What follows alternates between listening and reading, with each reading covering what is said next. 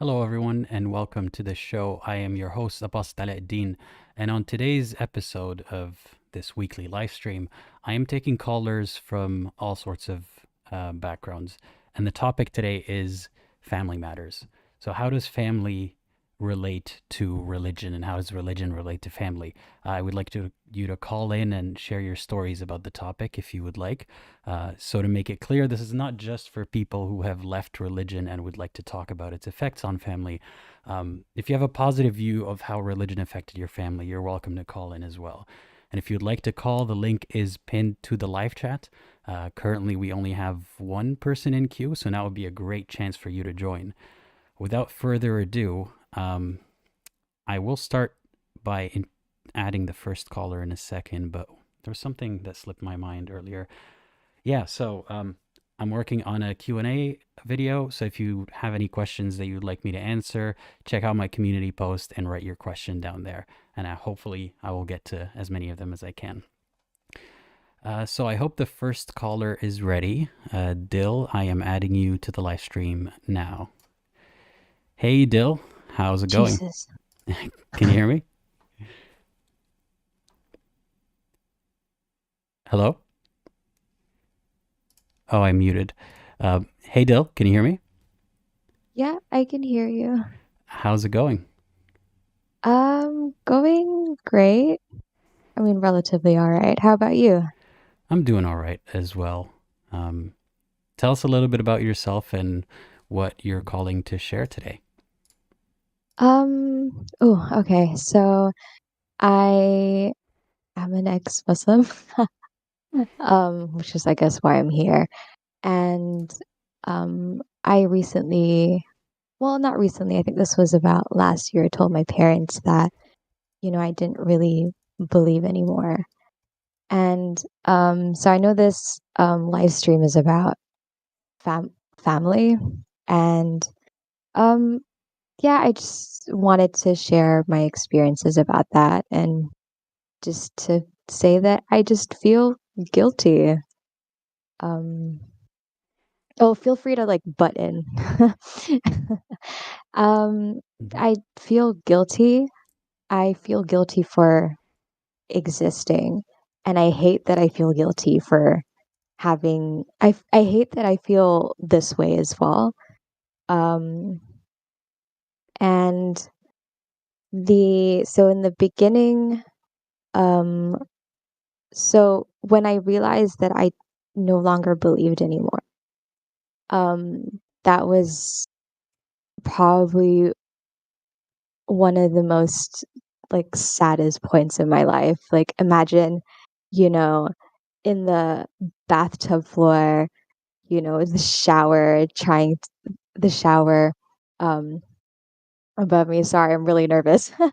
The shower above me, trying to sort of mask my sobs, and realizing that it was either like I come out to them, or I pretend, or I somehow, you know, believe in Islam again. And I say somehow because I feel like lack of belief is one of those things where once you see it, you can't really unsee it anymore.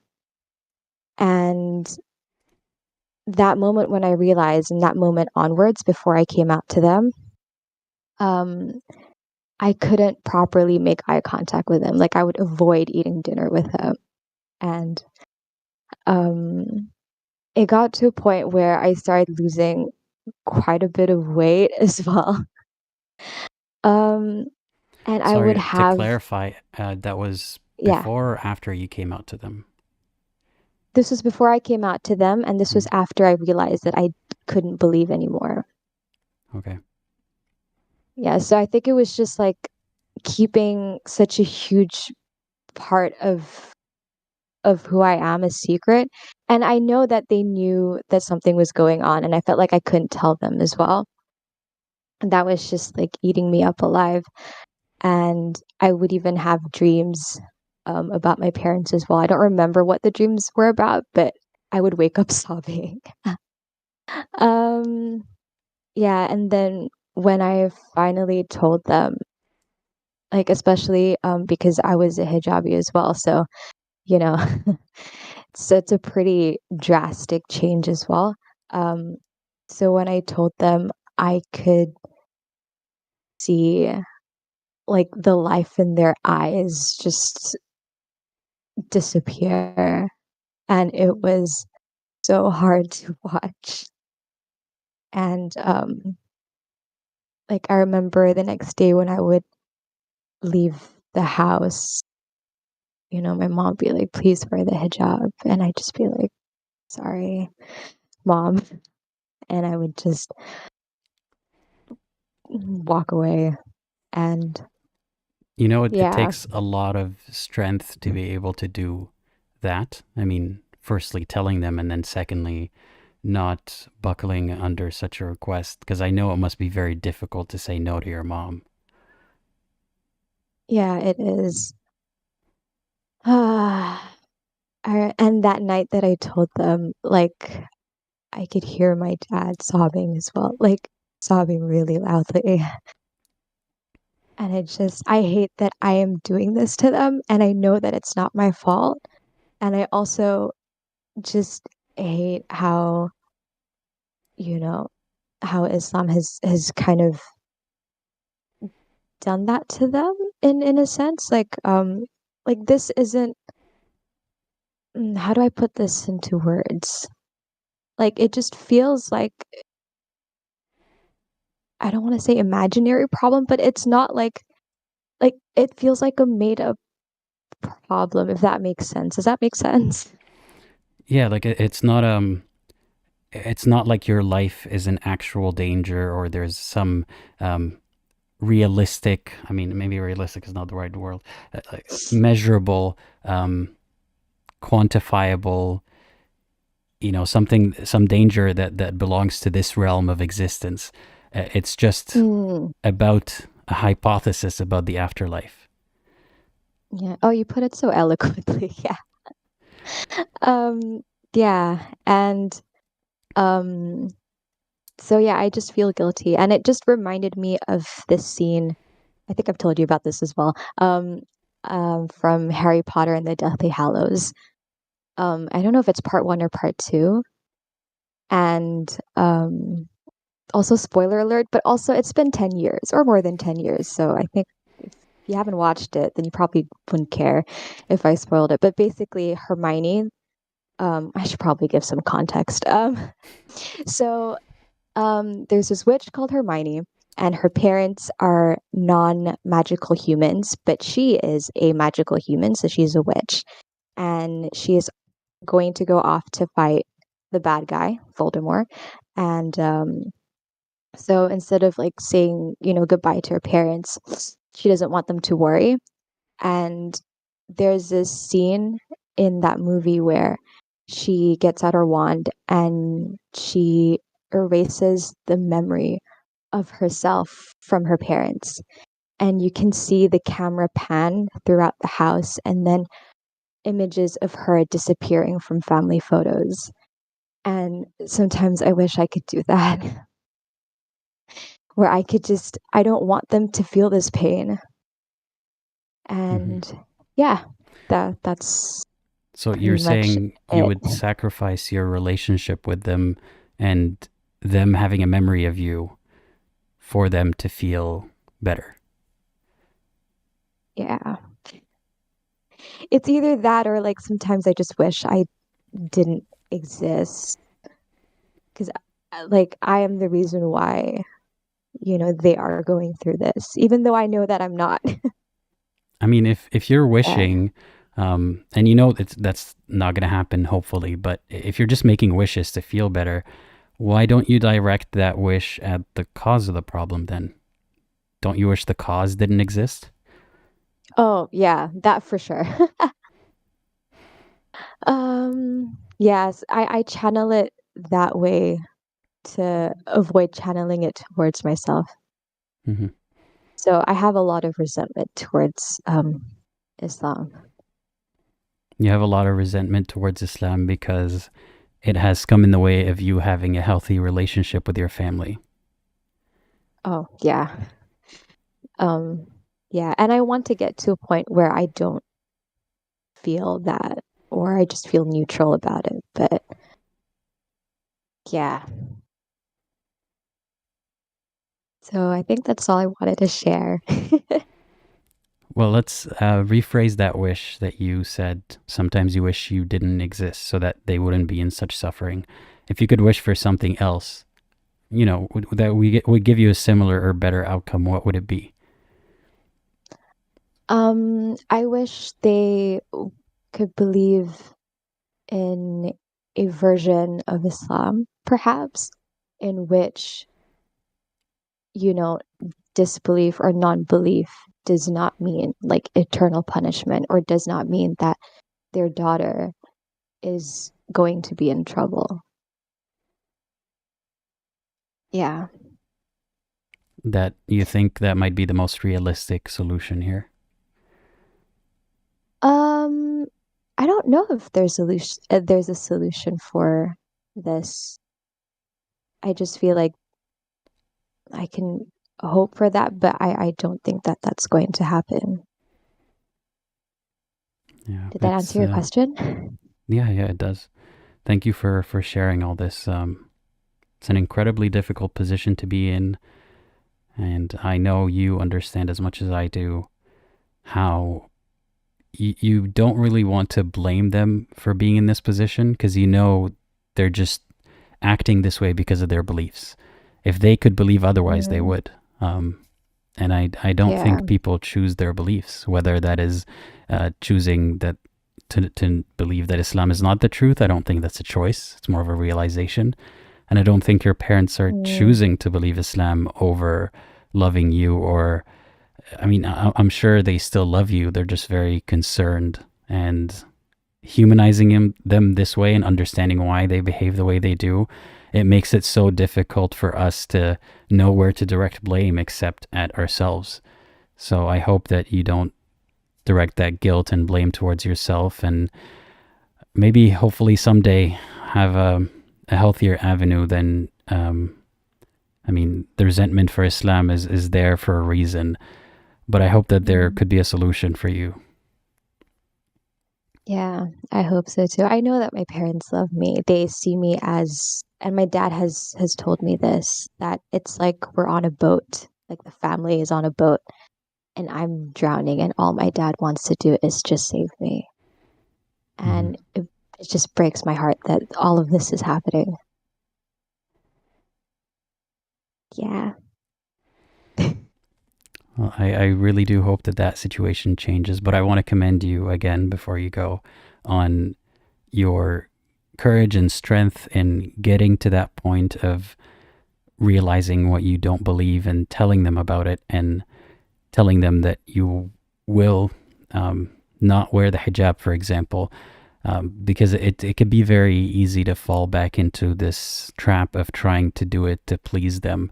And that is the hardest part, and the hardest part is behind you. So I hope it improves for you. Thank you. And thank you for letting me share my experiences here. Of course. And All right. Bye, everyone. have a great rest of your day. Bye-bye. Thank you. You too. All right. Thanks to the first caller, Dill, for sharing her story. As a lot of comments here are saying, a lot of people admire Dill's courage and what she did and sharing her story today, and a lot of people here can relate, and that is good that people can relate, because at least the callers and individually everyone can know that they're not alone. But it's also a sad reality that a lot of people can relate to these stories. Still, hopefully through hearing these stories you get some semblance of hope and community. We still have a couple more callers at least who are waiting in queue. If you would like to be added to the queue, the link to join is pinned to the live chat. So I'm going to add the next caller, Milky-way. I hope that you're ready, because I'm adding you right now. Hey, Milky-way, can you hear me? Yes, I can. How are you? We're on stream, by the way. Oh, okay. Hi everyone. Thank you for having me. Of course. Tell us a little bit about yourself and what you're calling to talk about today. Okay, so I am an Arab from the Middle East, from a country in the Middle East. I don't know what to call myself in regards to like Islam, but I'm definitely not a believer in Islam. I don't believe in it, but the the label ex-Muslim feels kind of like a, I don't know, I'm not comfortable with it yet. Um, and but I wanted to join, and other times, but it never, like, I was like, the other day was, it didn't feel like I would fit with the other topics. But I have a big, gigantic family, and so I was like, okay, maybe today is the day. Yeah, I'm glad that today felt like the right day. So tell Yeah. me a little bit So, about your family and how it relates to religion. so I of course I'm not out. Well, not of course I am not out to my family, but they kind of refer to me as the fasiqa. I don't know how As a to, joke or uh, seriously? because, look, half jokingly, because I have those opposing views. Like, I don't think women should obey their husbands, and I don't think like I voice those opinions of mine, so they kind of refer to me as this. I don't know how to translate it. I guess Fasiqa, like rotten. Is that one? I can't think of the one-to-one translation. Just like you, I know what it means in Arabic, but um, I think it's something like rotten or misbehaving person or something of the sort. I'll look it up in a second. yeah. So my family, my parents, they are older, um, and they grew up super poor, and they were like from a farming families, and like their concept of religion back then was, it's just like no one even like read the books, or it's just was the old grandma would read the Quran, like that was about it. And so they weren't like that much religious. But then when they grew up, and um, like my parents got married, my older parents, so I'm the youngest, my older siblings, I mean, didn't have to um, like learn Islam or go to the Quran center or memorize the Quran, because my family weren't that religious. Like, I even learned recently that my father used to not fast, which is a big deal. Um, but when I was born, my parents, like, I think because they retired and they had time on their hand, they started to like read more about Islam. And my mom goes to like a Quran circle or halaqat al-Quran, whatever. And so yeah, they have started to become more and more religious. And so my, of course, all of my sisters wore the hijab. It is, the pressure is there, but now they had to wear the jilbab, which is like the long covering. And now they have all this knowledge to back all those, because this, like, women should obey their husbands, and even if you hit you, you should stay with him. And women, most of the things are about women, and all of those things, like, they had those views before they were educated in the religion, but then when they looked up those things in the hadith and the ayat, now they had the evidence to back those claims up. So like you couldn't You mean speak the against those religious things. justification for the misogyny? Yes. So, or more like So the evidence that Islam endorses it.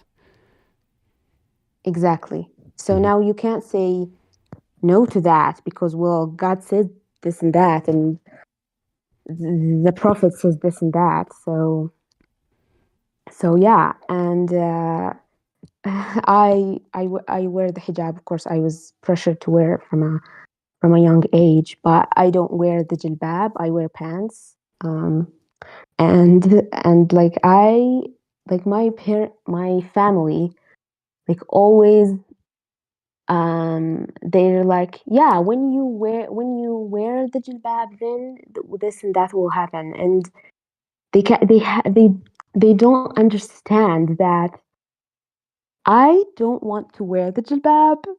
They kind of just look at it that, yes, I'm not at that level of my adherence to the religious views. And So yeah, they think it's some kind of a phase and that someday you'll come around and start to wear it. yeah. Like they think And all younger girls rebel and they don't want to wear it, but eventually you will. well, yeah. Well, I'm not that young. I'm in my early 20s. Mm-hmm. I mean, I'm not like in school age, but yeah. So and within my own family, my siblings, like there's various degrees of like I don't know what to call it, adherence to religion, practice, and I can see how I can watch them. I can watch how that complicates things. And so one of my siblings, I don't know what his views are, but he always brings up things that I like looking listening to them. I agree with a lot of what he says. And like one time he brought something to the extent of like it was about, I forgot exactly what it was, but it was about like why do we do um the Muslims believe that the Bukhari wrote all those hadiths and they are 100% true, and like how do we know that all the people that they were passed down from are honest and this and that. And he had an argument with my father, and my father kicked him out. and and then my mom was like a um got the word, but she was telling my father, you shouldn't do that, you should pray for him, you were like him before.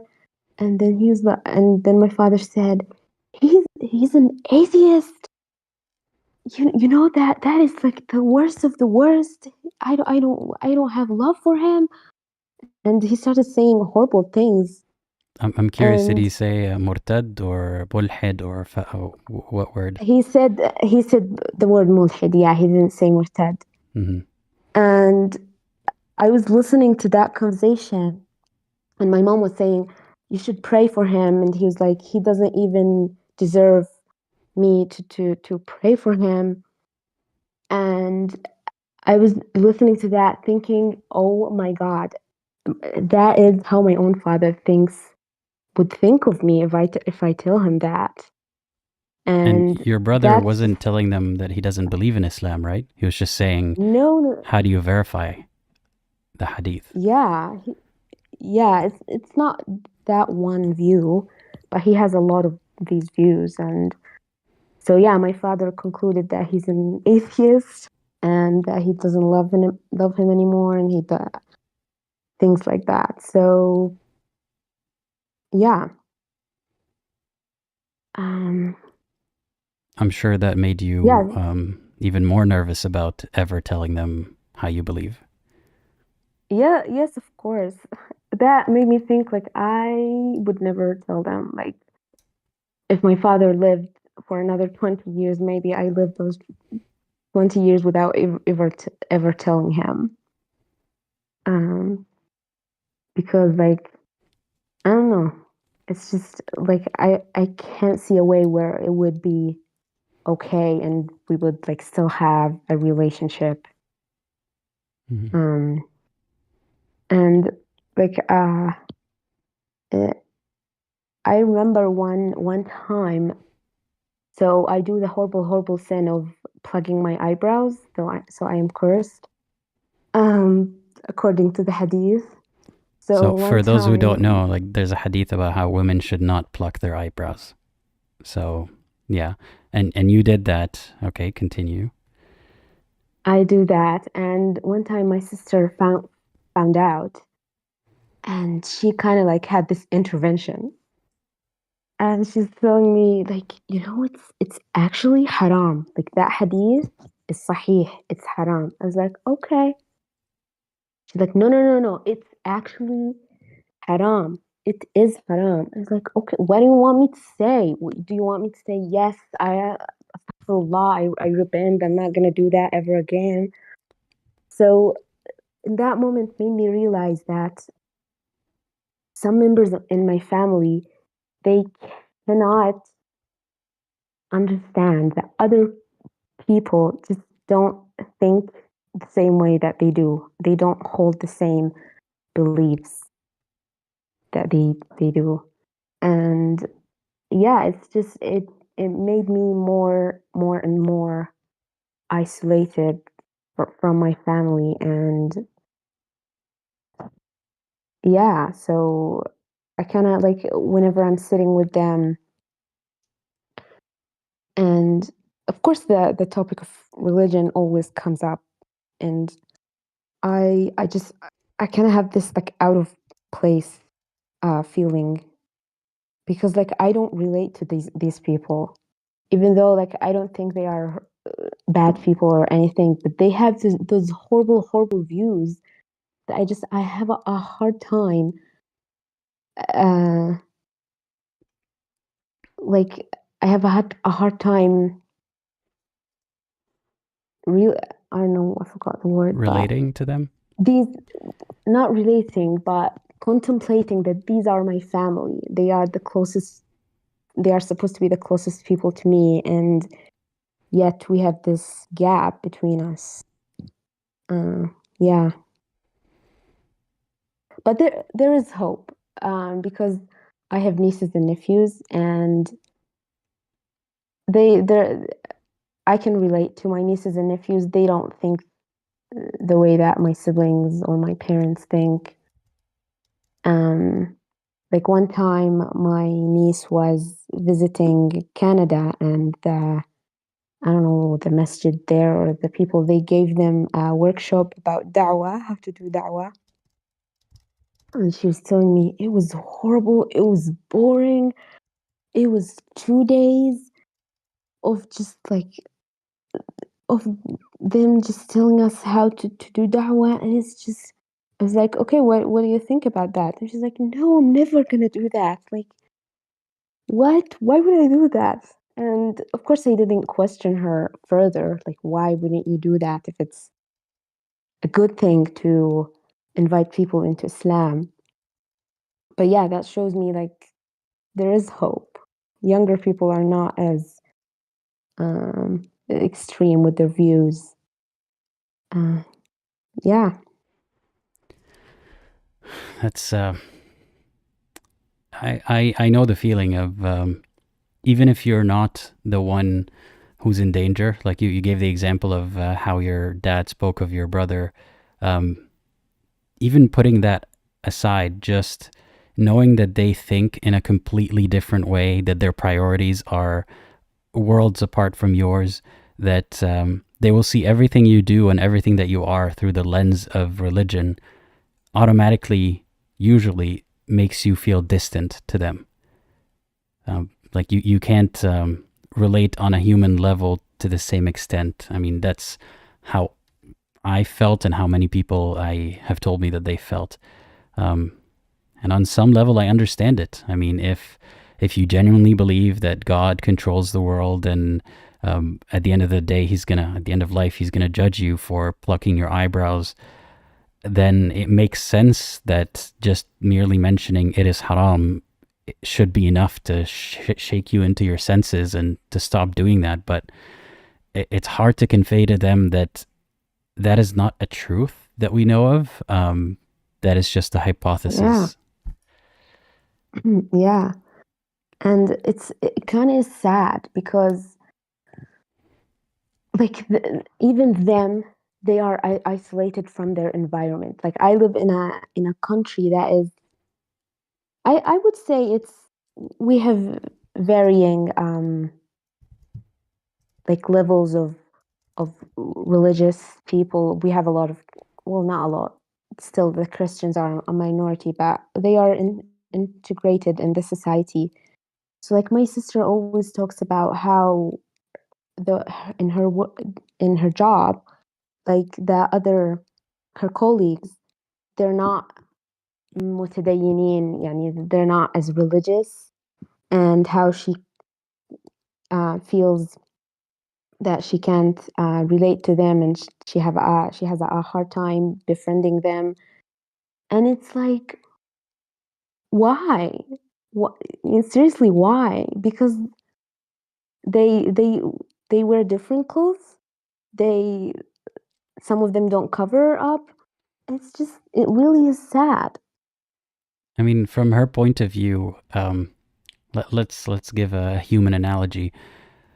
Let's say those people had a disease that you could easily contract by being around them, not even through contact, just by being around them and being friends with them. It's like a social disease. That's kind of how they see it. Like, they don't want to be around people who might lead them to hell or change the way that they view the world, or just change their behavior or make it seem normal or okay to do the little haram things that add up to going to hell. So that's probably why they see it that drastically. Yeah. And my other sister, she lives in the West, in a Kafir country, and again, she doesn't have any friends that are not Muslim, and even her Muslim friends, she always talks about how they don't care that much, and how like she feels so lonely, and it is because of Islam. It is because of this religion that isolates people, and it really is sad. I don't know how else to describe it. There's a lot of people say that there's hope because there are people who are somewhat religious, and less religious, less strictly adherent. Yeah. And I somewhat believe that, but I also think that it's not the final solution, because being somewhat religious is still a transient state where the person could return to being more religious, or they are more tolerant of religious overreach of personal rights. I hope to see a lot of people either completely abandon the religion or find a more solid interpretation that isn't just them not adhering to everything, therefore they're more tolerant, but a more tolerant but backed by scripture interpretation that becomes popular. So like the Quranists or Maybe like the Reformed Muslims. Yeah, if the Reformed Muslims or the Quranists, if they somehow standardize their version of religion into some book or a series of books that become popular and overtake the Bukhari, I'd be happy with that. Somehow that I feel like that is not very likely to happen. But I worry about people who are somewhat religious sometimes, because you never know when that's going to change, or you never know when the time comes, when the event happens, like whatever event happens, some social issue, where they end up siding with religion to some extent. They still kind of see themselves as Muslim or part of that group and against the other side. I don't know. I feel more hopeful in either them abandoning religion or finding a more tolerant interpretation, and I hope to see that happen. Yeah, it's true that even the Muslims by name, like they go back to the the views that the less tolerant, less extreme Muslims, the extreme, less tolerant Muslims have once they are faced with something. So I have one time I had this class about, so I'm in the field of medical sciences, and so we had this class about bias, cognitive bias in the medical field and how it affects patient care and stuff like that. And one of the, sorry, this is off topic of family. Is it okay if I say it? Sure, yeah. But we'll try to make it a little brief so that we get to other callers about the topic. Yeah. But yeah, feel free to share. Yeah, sure. And one of the scenarios that we had to discuss was a patient comes in, and a pregnant patient, and she finds out that she's pregnant with a fetus that has disabilities, and she wants an abortion. So how do you approach that situation? And everyone, even the people that I know from class that are not like as religious, they're not as practicing, they went back to, no, abortion is haram, you should just tell her that abortion is haram and we're not supposed to do this. And it's like, we missed the point. Like, the point of the class is cognitive bias, and we missed it. So yeah. Yeah, they go back to the basic things. I hope that changes someday. I really do. I don't know. So yeah, it kind of is. Well, I have one thing to ask you before you go. Sure. And feel free to not answer it if you're not comfortable, but you said in the beginning that you're not comfortable identifying as ex-Muslim. And I'm curious to know a little bit more about why. Not to try to change your mind and, tell you that you should, but I want to know your reasons. I don't know, it doesn't sound comfortable to me. Like, I don't have even the label of Muslim. It goes back to identity and how I view myself. Because like I've looked at myself as like an Arab Muslima, and now I'm not that. Like, part of that is gone. It's quite hard. But yeah, and even like I was questioning Muslim ever since I can remember. Like, it never felt right. But then a few years ago, long story short, someone asked me, so are you not like a Muslim? I was like, yes, I'm not a Muslim. But then like it felt horrible, and then I was like, no, but back out. No. I am a Muslim, but I don't agree with so many things. So yeah. So you feel like it ties to your identity, being an Arab Muslima. So you can't say that you're no longer a Muslima. Yeah. And like, even when I think about like the future, I used to think that I will never take off my hijab because like it's part of my culture and part of my identity. But I'm not sure about that anymore. Maybe I'll take it off one day. We'll see. Well, thank you for sharing that and answering my question about it. Yeah.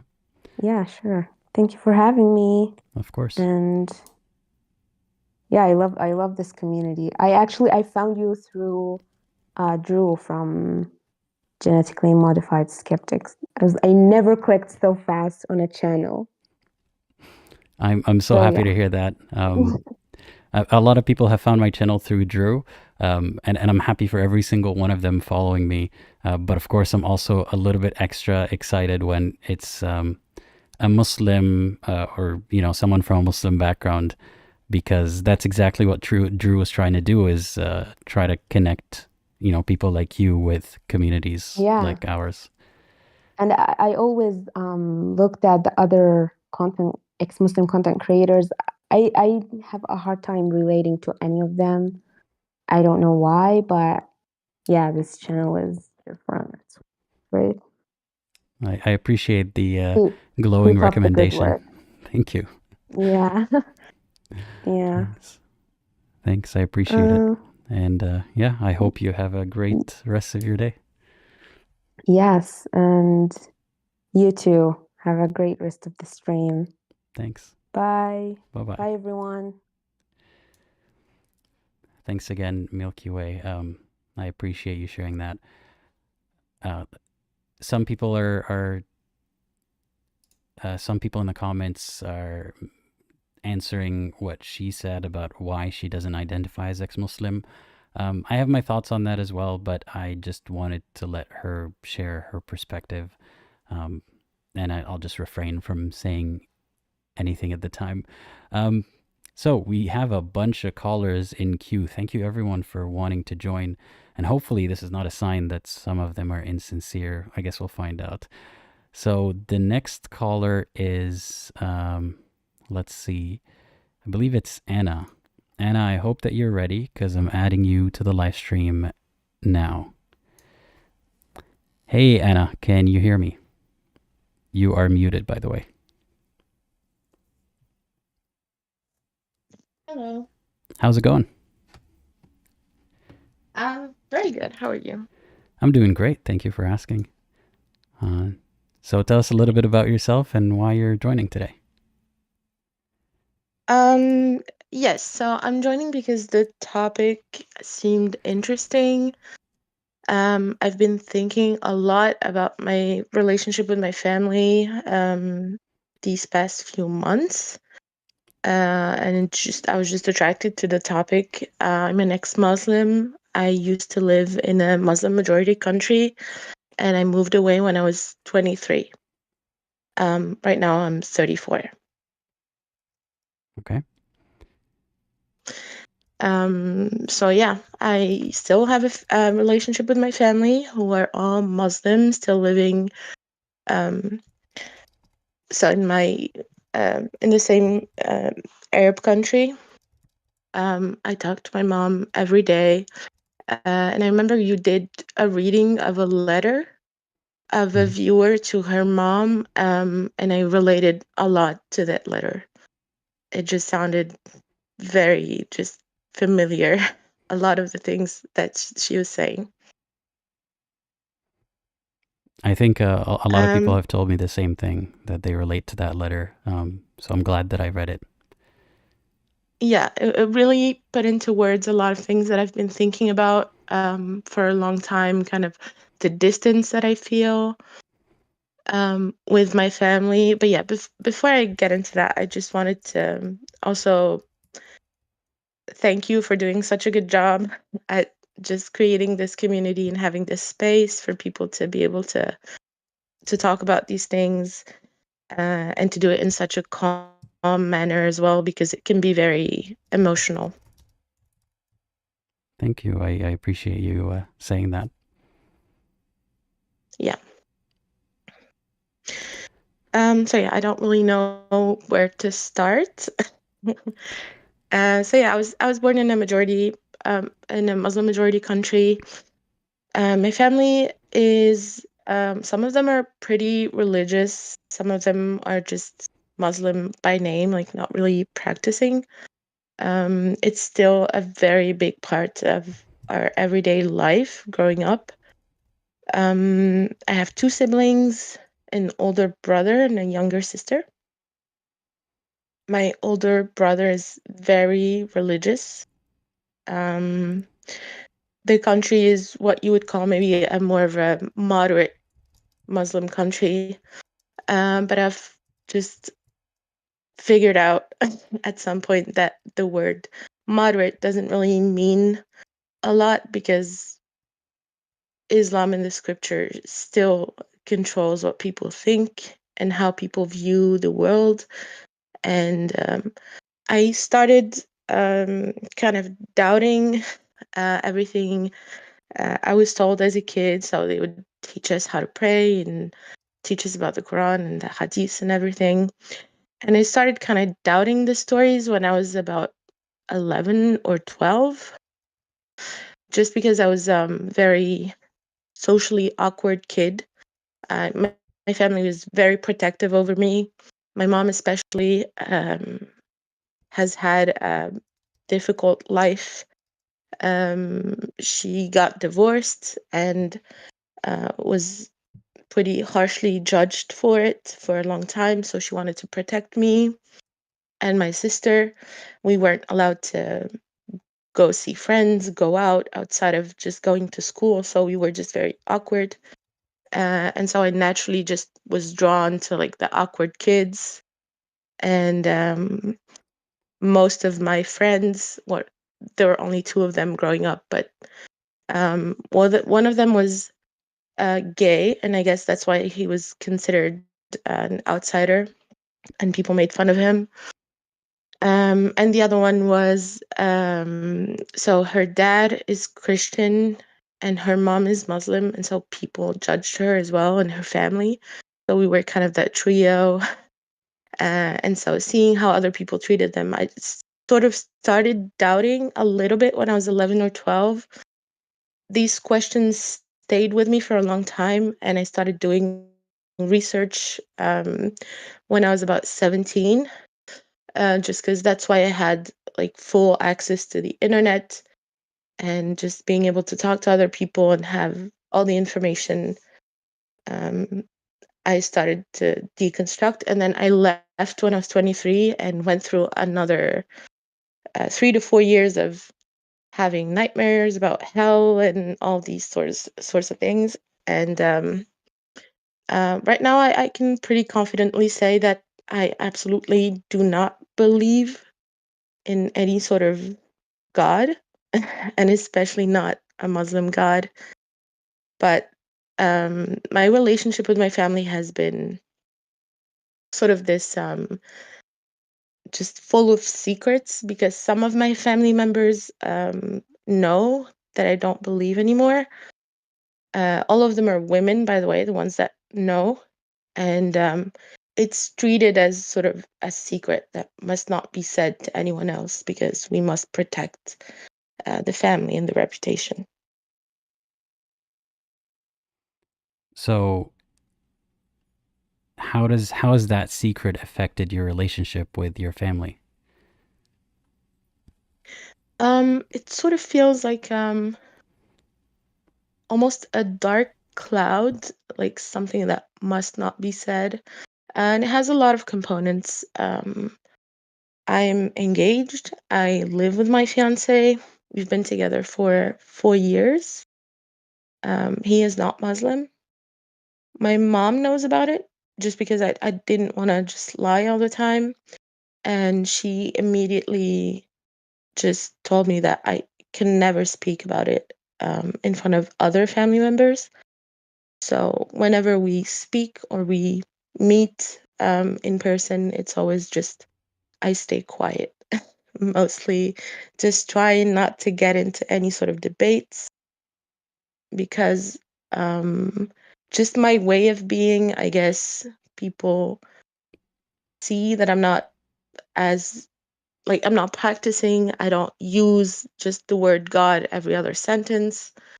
I don't quote the prophet every other sentence. I don't base everything I do every day on how the prophet lived, and it kind of bothers them. So they will say, "Oh, why don't you say Alhamdulillah? Why don't you do this? Why don't you do that?" And so I mostly just try to just whenever we meet as a family, I try to just not speak very much, be very discreet. Just knowing that now I live far away, I can kind of avoid the problem, but it comes with a lot of guilt because I feel like I don't want to hide. And at the same time, I don't want to say anything because it will reflect badly on my family. Like they're the ones who are there. My mom is the one that's going to be judged.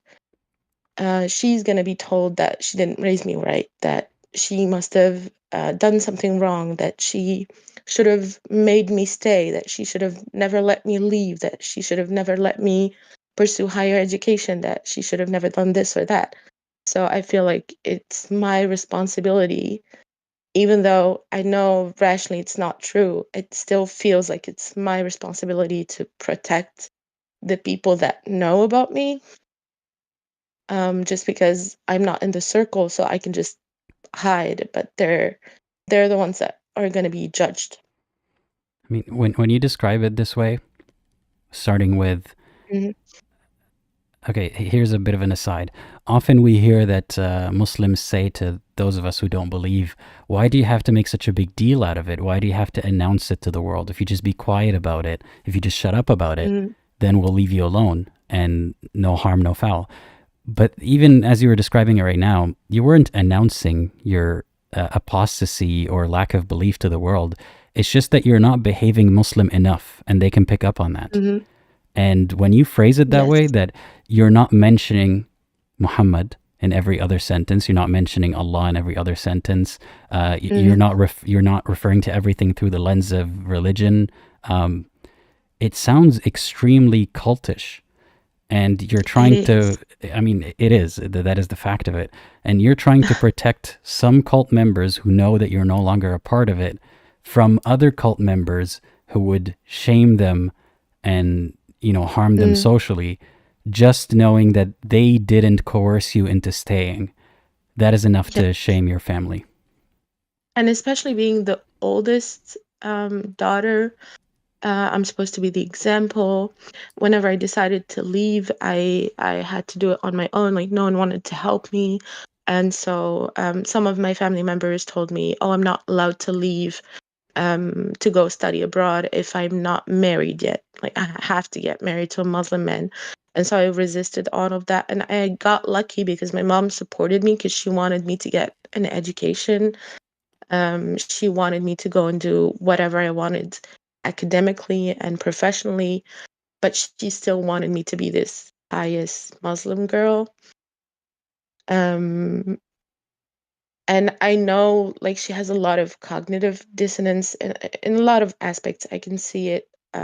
Like, when I was growing up, I know why she was so protective of me, because like, as soon as I started getting old enough to just like walk to school or something, I would get harassed, just like every other woman I know that grew up in the same environment. It was just 24/7. Like, guys would just shout on the street, say things, touch us, come up to us. And it was just normal. Like, it was just how life is, how men are. We can't do anything about it.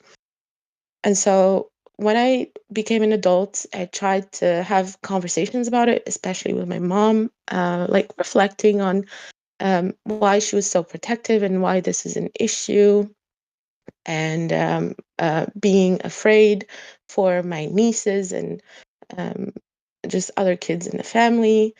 And she would just say things that just don't make sense to me. Like, I don't really want to get into this debate with her because it's always, this is just how things are.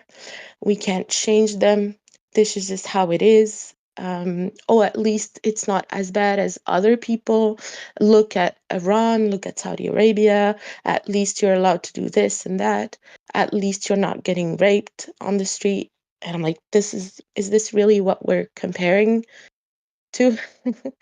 I don't really get it. How is this Again, that better or sounds worse? extremely like a cult tactic, like scaring you about the outside world and saying it could be worse. It could That's, be worse. yeah. We should be happy with how things are and just accept them as they are, because they could be worse. Um, Either they could be worse because we could be living in a worse country, not as moderate, not as progressive, or it could be worse in hell, basically. I'm sorry that she said all that to you. And how did you make it through that? A lot of thinking, a lot of therapy, a lot of reflecting. It took me a long time to mentally just be out and just be okay and feel okay just being just a full independent person, because I always felt like I owed them my life. Basically, I owed them like to do the right thing and be this imaginary version of me. It took a long time, but um, I don't know exactly like if there was a specific moment, but I remember one day just thinking about a conversation I'd had with a friend of mine, and it sort of just put things. Okay, I can I talk about something just a little bit. It could be a little bit disturbing to some people. Um, so trigger warning: sexual assault. Um, there was some incestuous like sexual assault things happening in my family, just because of the gender roles, very strict, very taboo. We don't talk about these things. And I was talking to my friend, and she told me a similar story to something that happened to me when I was a kid. And I just realized that I've heard this story so many times of girls talking to me about their dads, their brothers, their uncles, their cousins, being very inappropriate or just straight up assaulting them as kids. And I realized that it was so common and so just not talked about that this must be um, this must be false. Like none of this can be true if it can lead to these sorts of things. And I read research about it, about how gender roles um, can enforce, like can provoke these types of things, how very strict gender roles can provoke these types of things. I read some research by some young people doing a lot of anonymous surveys in Muslim countries and figuring out the data about just harassment in general, these types of things like marital, um, It's like unfortunately domestic violence, it's not these just things. And I localized just, in those countries too. Like the stories that you're yeah, telling me, I've heard from Arab women outside of the Middle East, and it's not just that it happens inside the Middle East, it happens outside as oh well, and it's no, protected by the family. Like she yeah, it herself was is, in it is, denial about it to an extent. it It was is. sad. And I saw it in my family. I saw it in my own family of people going, "Oh, he's just curious. Um, she should have covered up. Oh, you can't wear shorts in front of your brother. You can't wear shorts in front of your cousin. You can't laugh too loud. You can't be provocative." And it just realizing all of like how problematic and just how crazy all of that was. It just kind of at some point all clicked into place, and I was like, this cannot be true. Absolutely not. There's no part of it that I can accept as true anymore. I just, even if I wanted to, I just can't.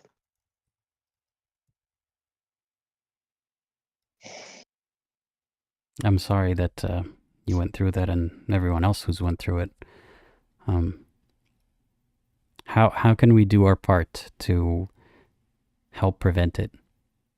Oh, I'm gonna be optimistic for a little bit. I agree with Milky-way that I see a lot of hope, especially with the younger generation. I feel like we have access to so much information that I have friends, and I've come across friends and communities like in a lot of countries, a lot of different places, and I see the seed of just people changing, seeing the truth, even though it is still very oppressive in a lot of places. I feel like even if they're not speaking up, I feel like people are um, starting to see the truth, just because we cannot be kept in a box anymore.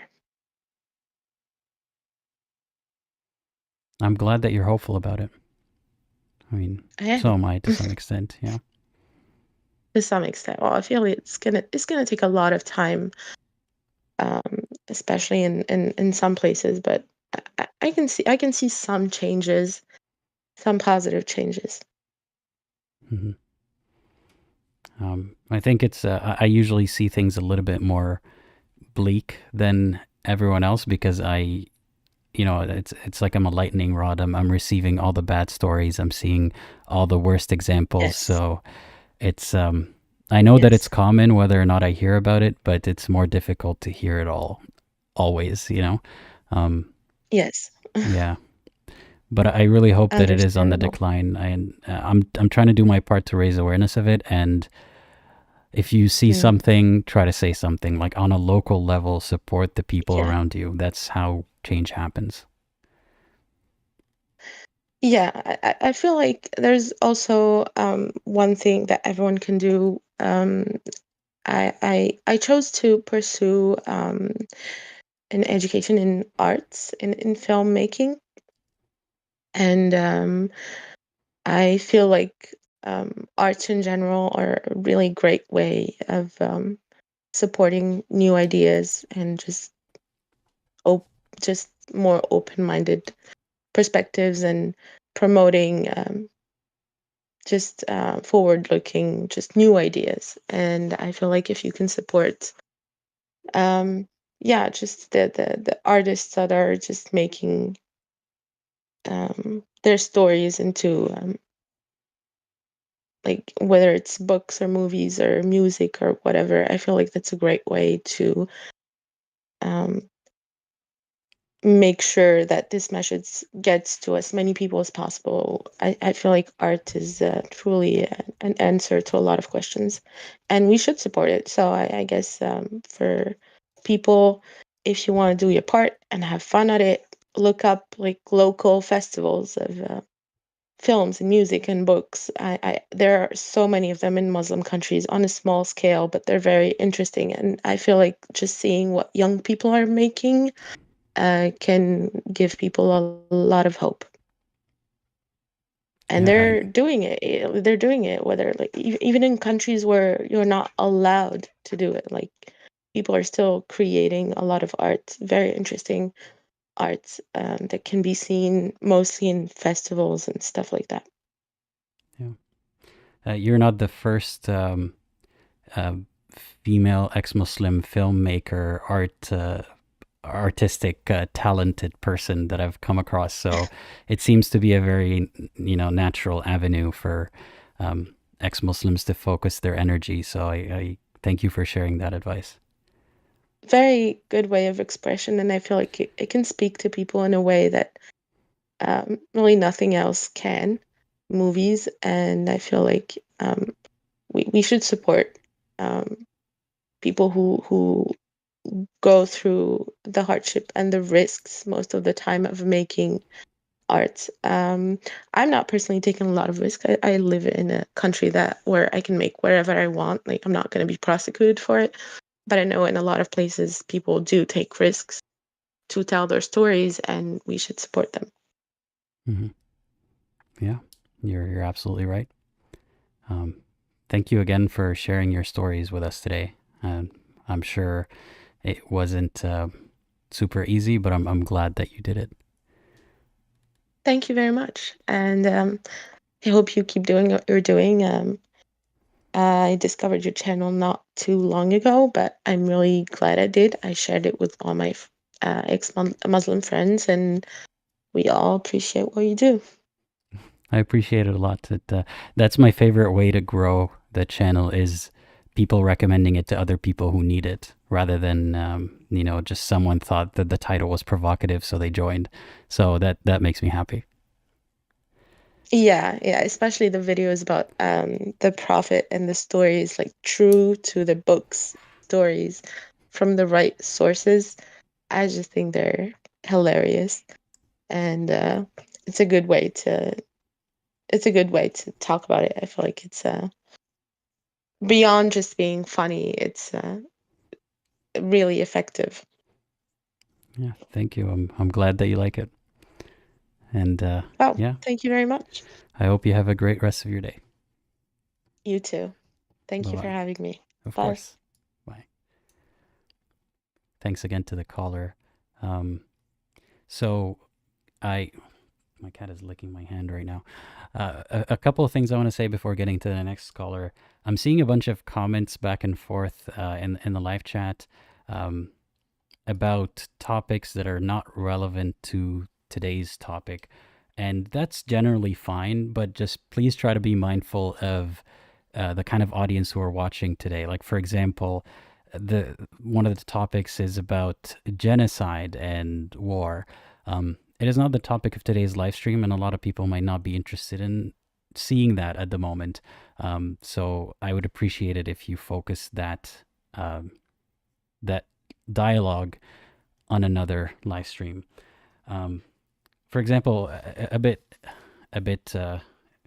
unrelated to that, I saw a comment about how someone is claiming like patriarchy is normal and that is evolution shows that it's normal and all that kind of stuff. And I don't want to really get into arguing that point right now, but how insensitive do you have to be that when a woman is talking about how assault is covered up in Muslim communities and Muslim families, and because it's a very patriarchal society, your first thought is, well, evolution allows it. So, like, say you're right for a second. Say that it is true that patriarchy is the result of evolution.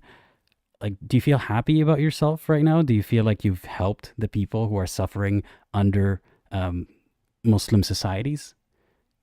How is that productive in any way?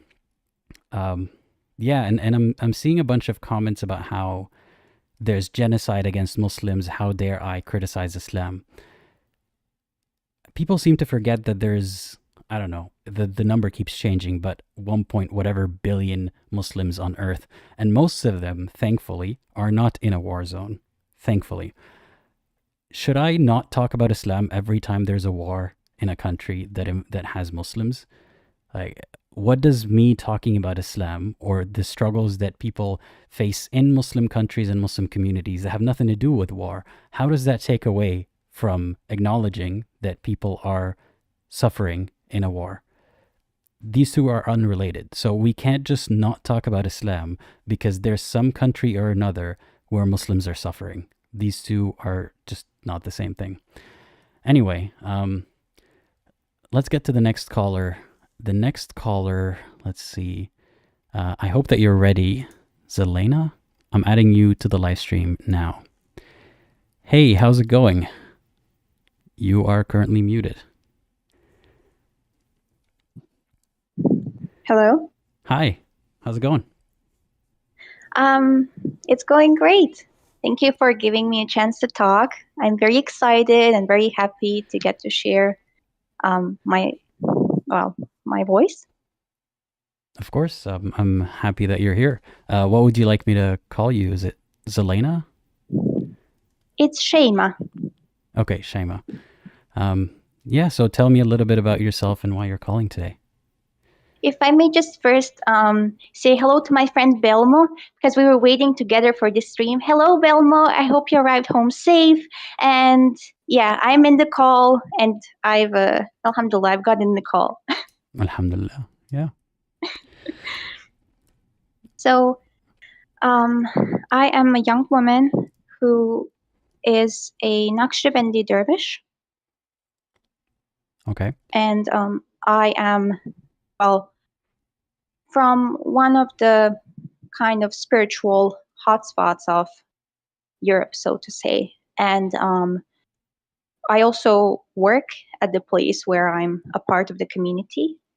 And the relationship to my religion is, I've said it to moderators before, quite complicated because I'm a very rebellious Muslim woman who doesn't do what the society wants me to do. I'm also aware that the Prophet himself would definitely burn me alive if he was alive today, but I'm okay with that. So, and the topic was about,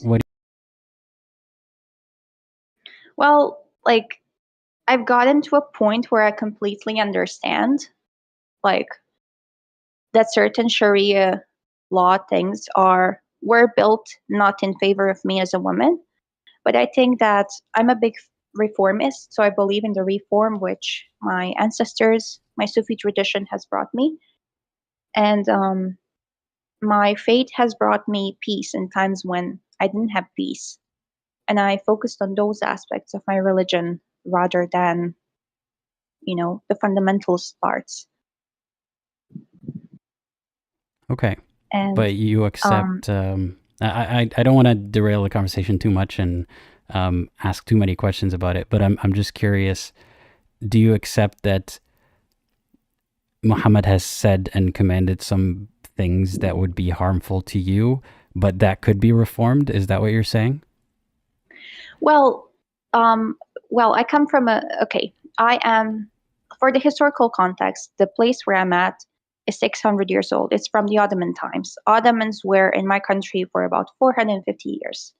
And then there were some other, the World War One started in my country, and it was very turbulent.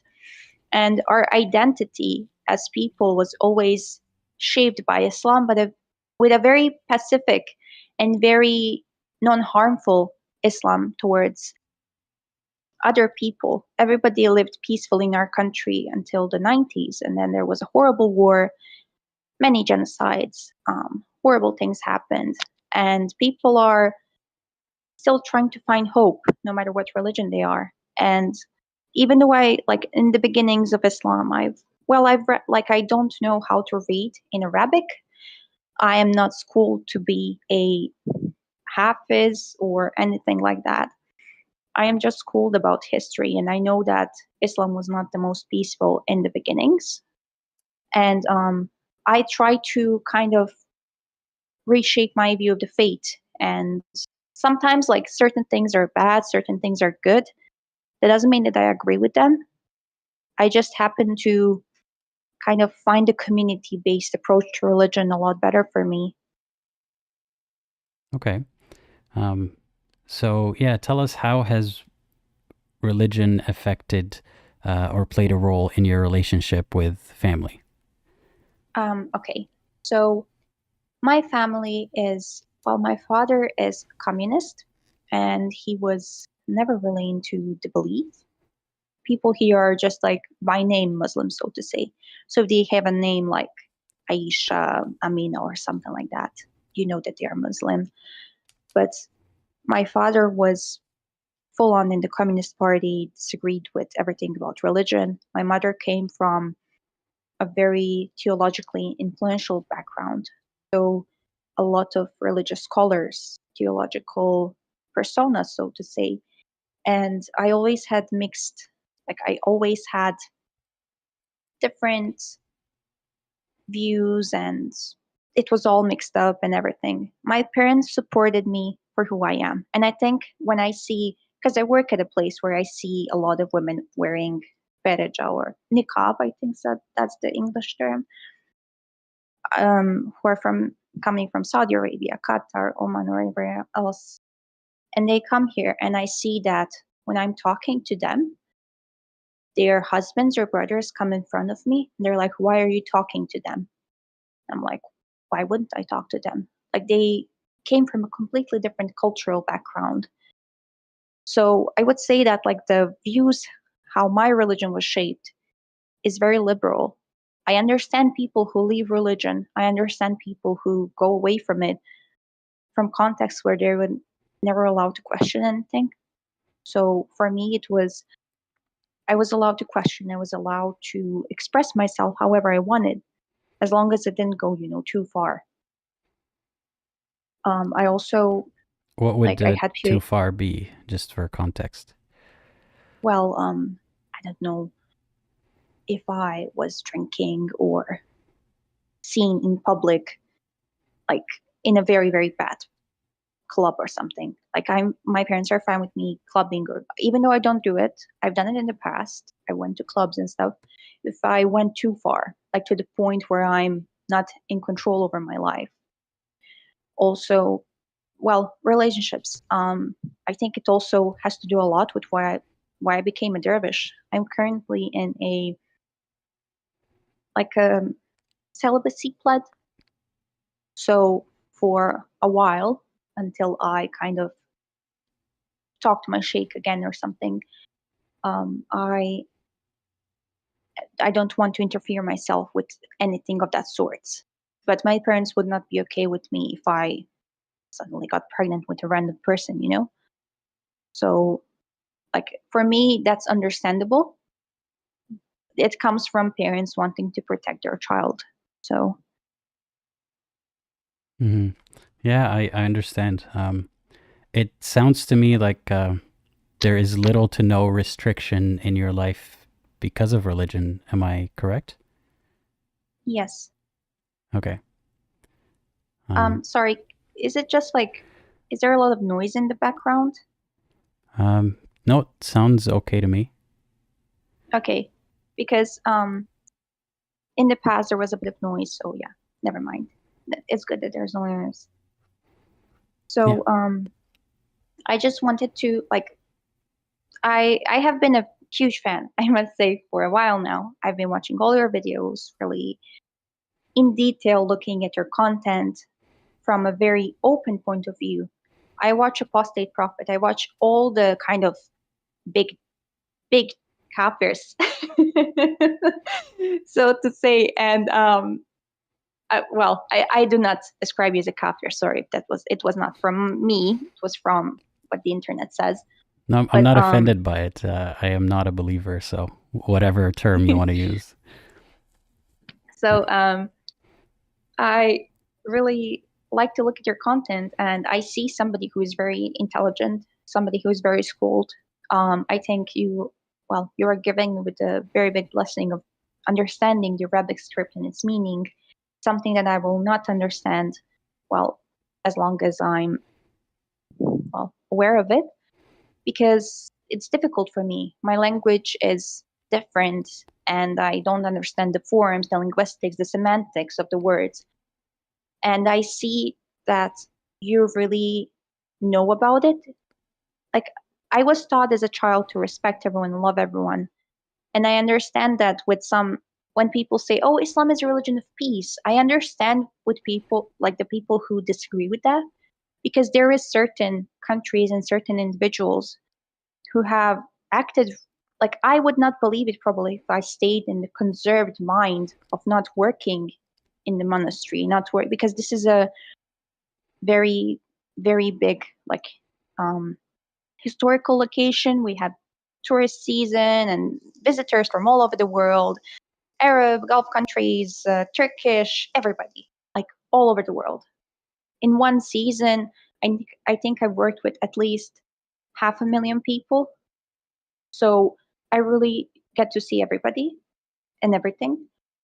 And I have seen people who would definitely not really like be a good attribute to the religion of peace with their behavior, with how arrogant they are. A lot of very rich sheikhs come here and they ask really personal questions, and they think that they can just, act nice and comfortable just because they are, what they are.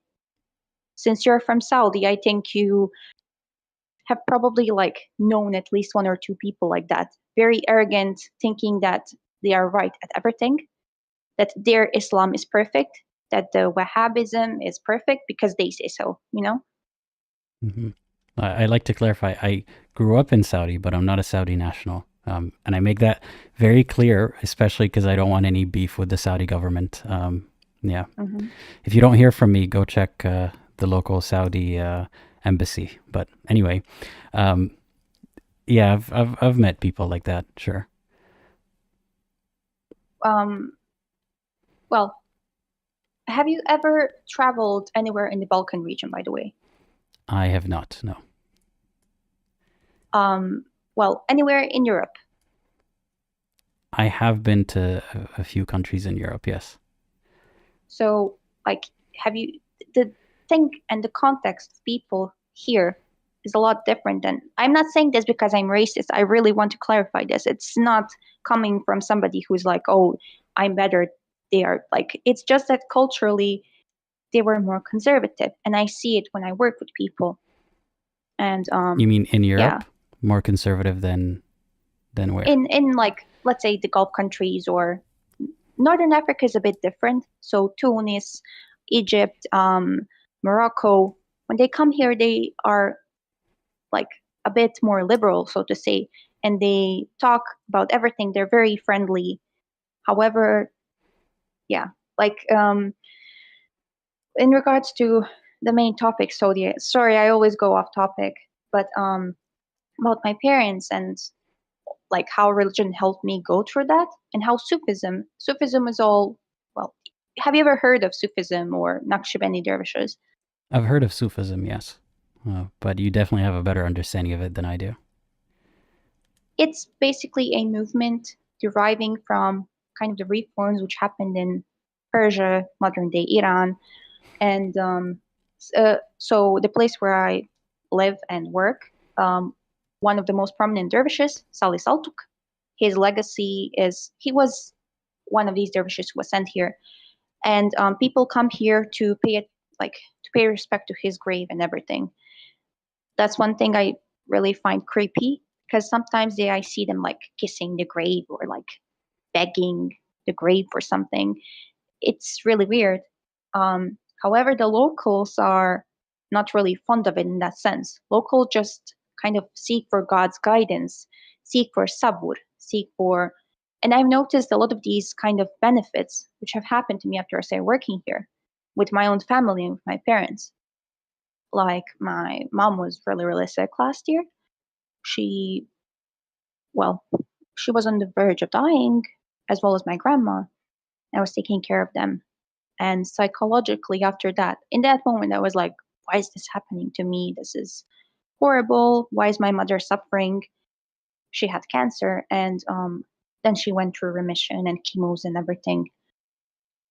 And like, I'm I glad that she saw made the it. whole, thank you. Like, I saw the whole mercy of whatever is there. Doesn't have to be what I believe in.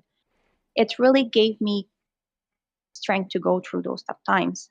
And like, I would say that the reason why my view on religion and other people is very specific is because I was raised that way.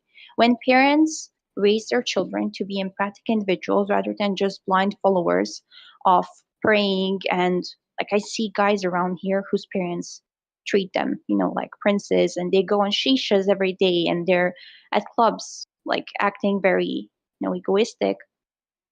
It's the parents' fault, because they can't let their madrasa boys, like they don't want to say anything negative to them. Like for girls it's a bit different. Girls are treated with a lot more authority.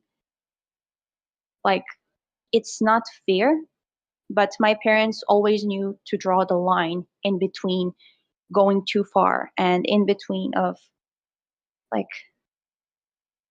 to not really let me be my own person, my own individual, rather than forcing me into a fate of any kind of their own. I'm glad that you had that experience. It sounds like a lot more positive of an experience than some of the other stories that I hear about. Yeah, and I would be unfair. I would be very ungrateful to say, oh my God, I was like forced into, like it naturally led me to that path, and none of my family was Sufi ever. It just got into, and also the work ethic is really important to us. I work here, I work at a million other places as well. Wherever I see a job opportunity, I grab it because I see like the mercy and the patience in doing like something good. And I was taught that ethics by my parents. And yeah, most of my friends were raised in the same way. And like, I wanted to share something positive because it's not, it's not also good for your mental health whenever you listen to all the like tragic and bad things. Sometimes I feel like you need to hear a good story or two to kind of get back on the track. Yeah, well, I appreciate you sharing your story, and I'm happy to hear that you had a good experience growing up with, I suppose, some degree of an Islamic influence, but not enough that it was restrictive in any way, and the family wasn't too restrictive in that regard either, and you get to choose your own path. I'm glad that that's working for you. I would like to just ask, like, based on what you heard, can you give me like your opinion? Do you think that, well, to be honest, like I I take everything. I take critics. I take everything. So if you think that I'm brainwashed, tell me.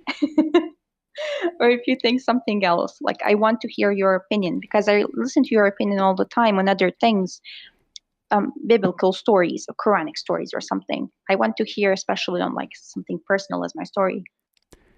I think the word brainwashed is a very harsh word, and I certainly don't know enough about you to say that. And even if I did, I still wouldn't say that you're brainwashed. But is what you're asking, do I think that you believe in something incorrect because of people around you teaching you it? Is that what you're asking?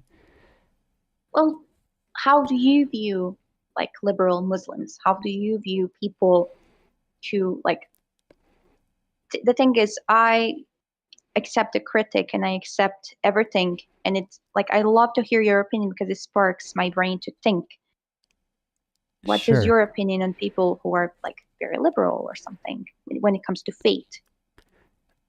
So here's, some general thoughts about that topic.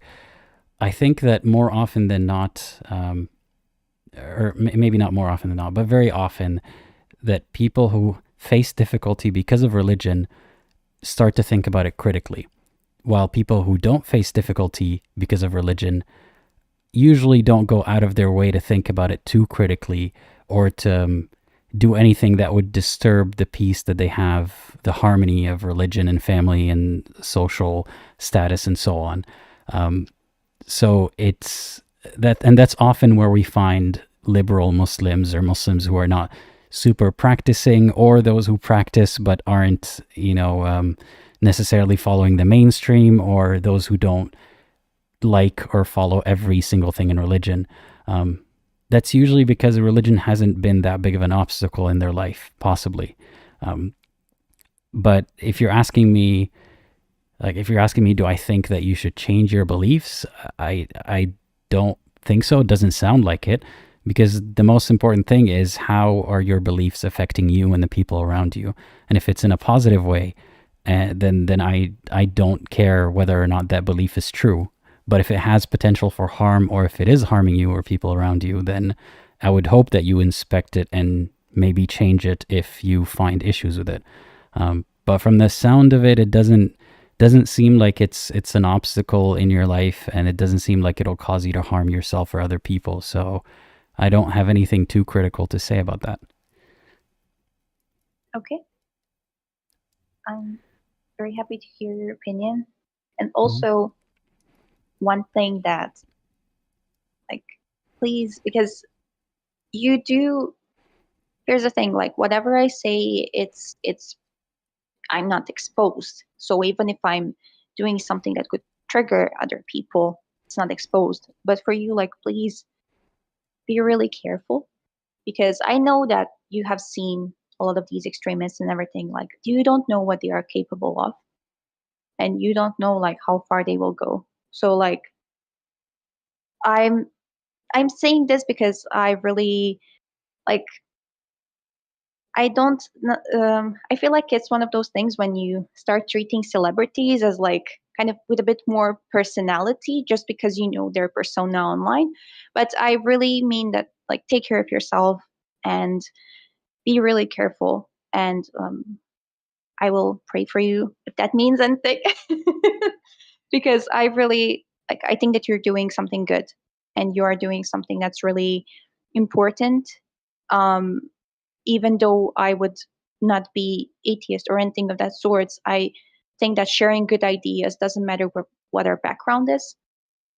But there is people who are like a can, the can goes as far as you don't open it. It's always going to stay like that for years and years and years.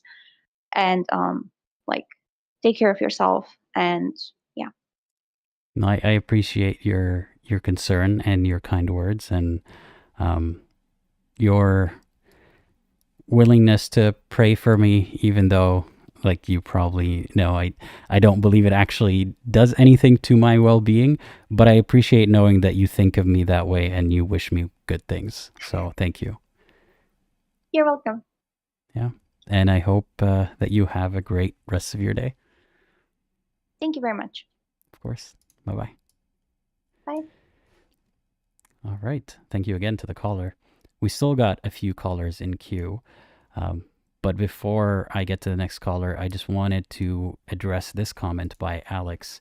Alex says, as an ex-Muslim, she ignores the suffering of people who leave Islam, referring to the previous caller. I don't think she does from, what she said. It sounds like she's watched, for example, that's just one aspect of it. She's watched a lot of videos on my channel. Excuse me. She watched a lot of videos on this channel, and she's been exposed to a lot of these stories and a lot of the descriptions of the struggles that we go through. I don't think that she's dismissing any of them. Perhaps you mean to say that she hasn't left Islam as a result of our struggles. And yeah, that is true. She hasn't left Islam as a result of our struggles. Her experience with Islam is different than ours, and I don't expect her to leave Islam because she's heard of our experiences.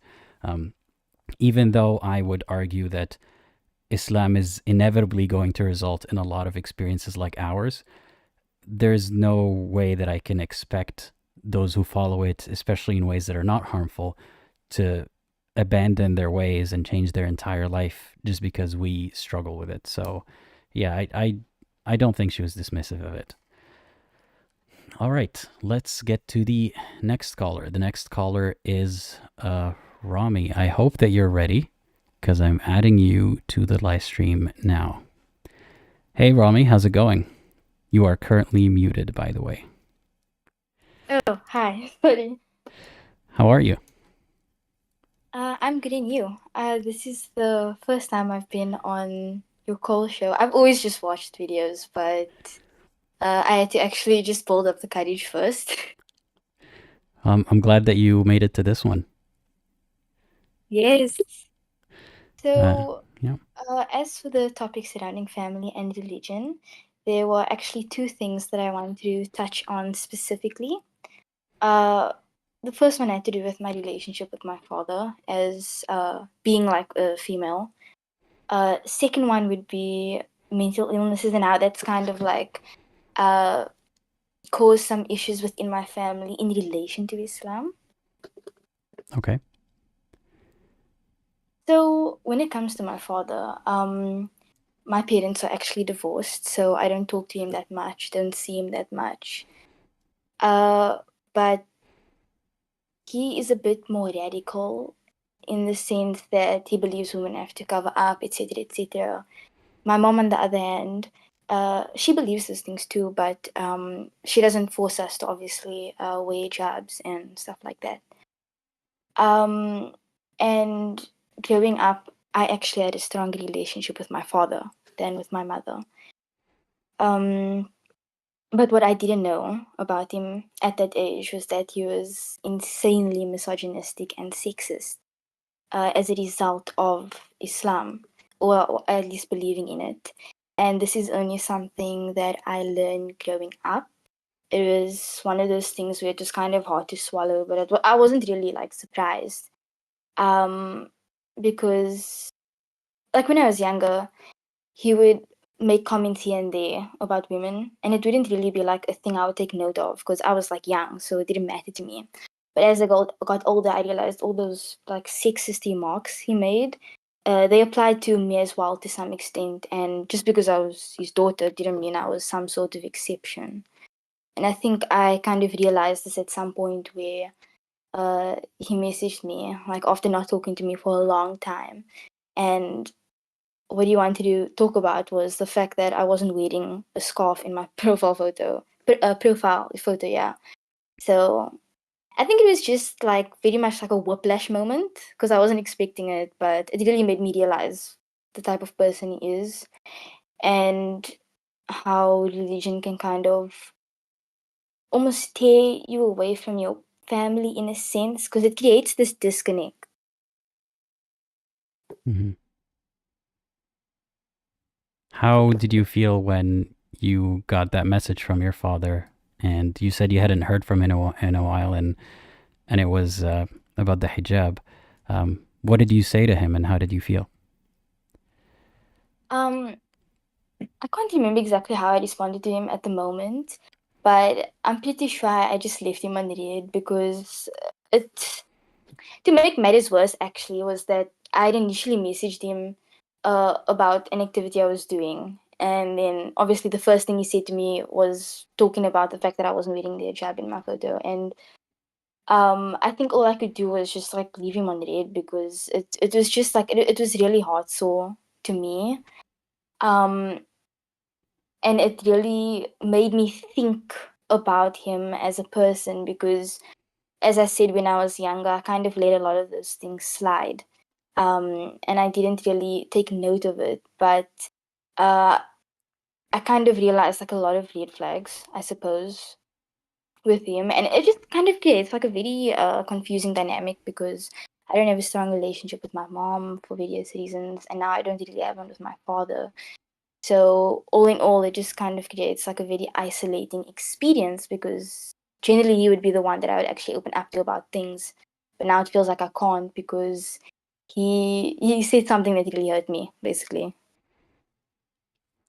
So I'm not blaming you in any way, but can you tell me what was the reason that you felt like there was no point in answering him about that? Was it possible to start a dialogue about it? So when it comes to my father, or at least my family in general, is what I found that when they have a certain belief that is fueled by Islam or religion, you can't really reason with them, because it is so ingrained with them, because they obviously grew up with it. My family has grown up with Islam, like extending to our ancestors and grandparents and etc. It's so deeply ingrained in them that to me it feels like there is no point in arguing or trying to reason with you, because I feel like you're just gonna get mad at me. And I feel like it was the same with him, like, because to me my dad is like a lost cause. Same with a lot of the people within my family, is how I personally feel. I don't obviously think maybe that's the absolute truth about them, but that's just how I perceive them, because I feel like if they ever did view things a certain way, or wanted to open up their minds a bit, they would have already at some point in their lives, because they're already like well-grown adults now, if that makes any sense at all. Mm-hmm. So if you could have things go your way, what would that look like? So honestly, I would actually love to talk to my father, like just very how do I say, honestly, and express to him how I feel. And I mean, I have tried before, actually, now that I bring that up. Uh, for context, or to give an example, I remember once when I was younger, he tried defending things like child marriage, and I remember arguing with him. So I think in an ideal world, I would like him to see things from my point of view.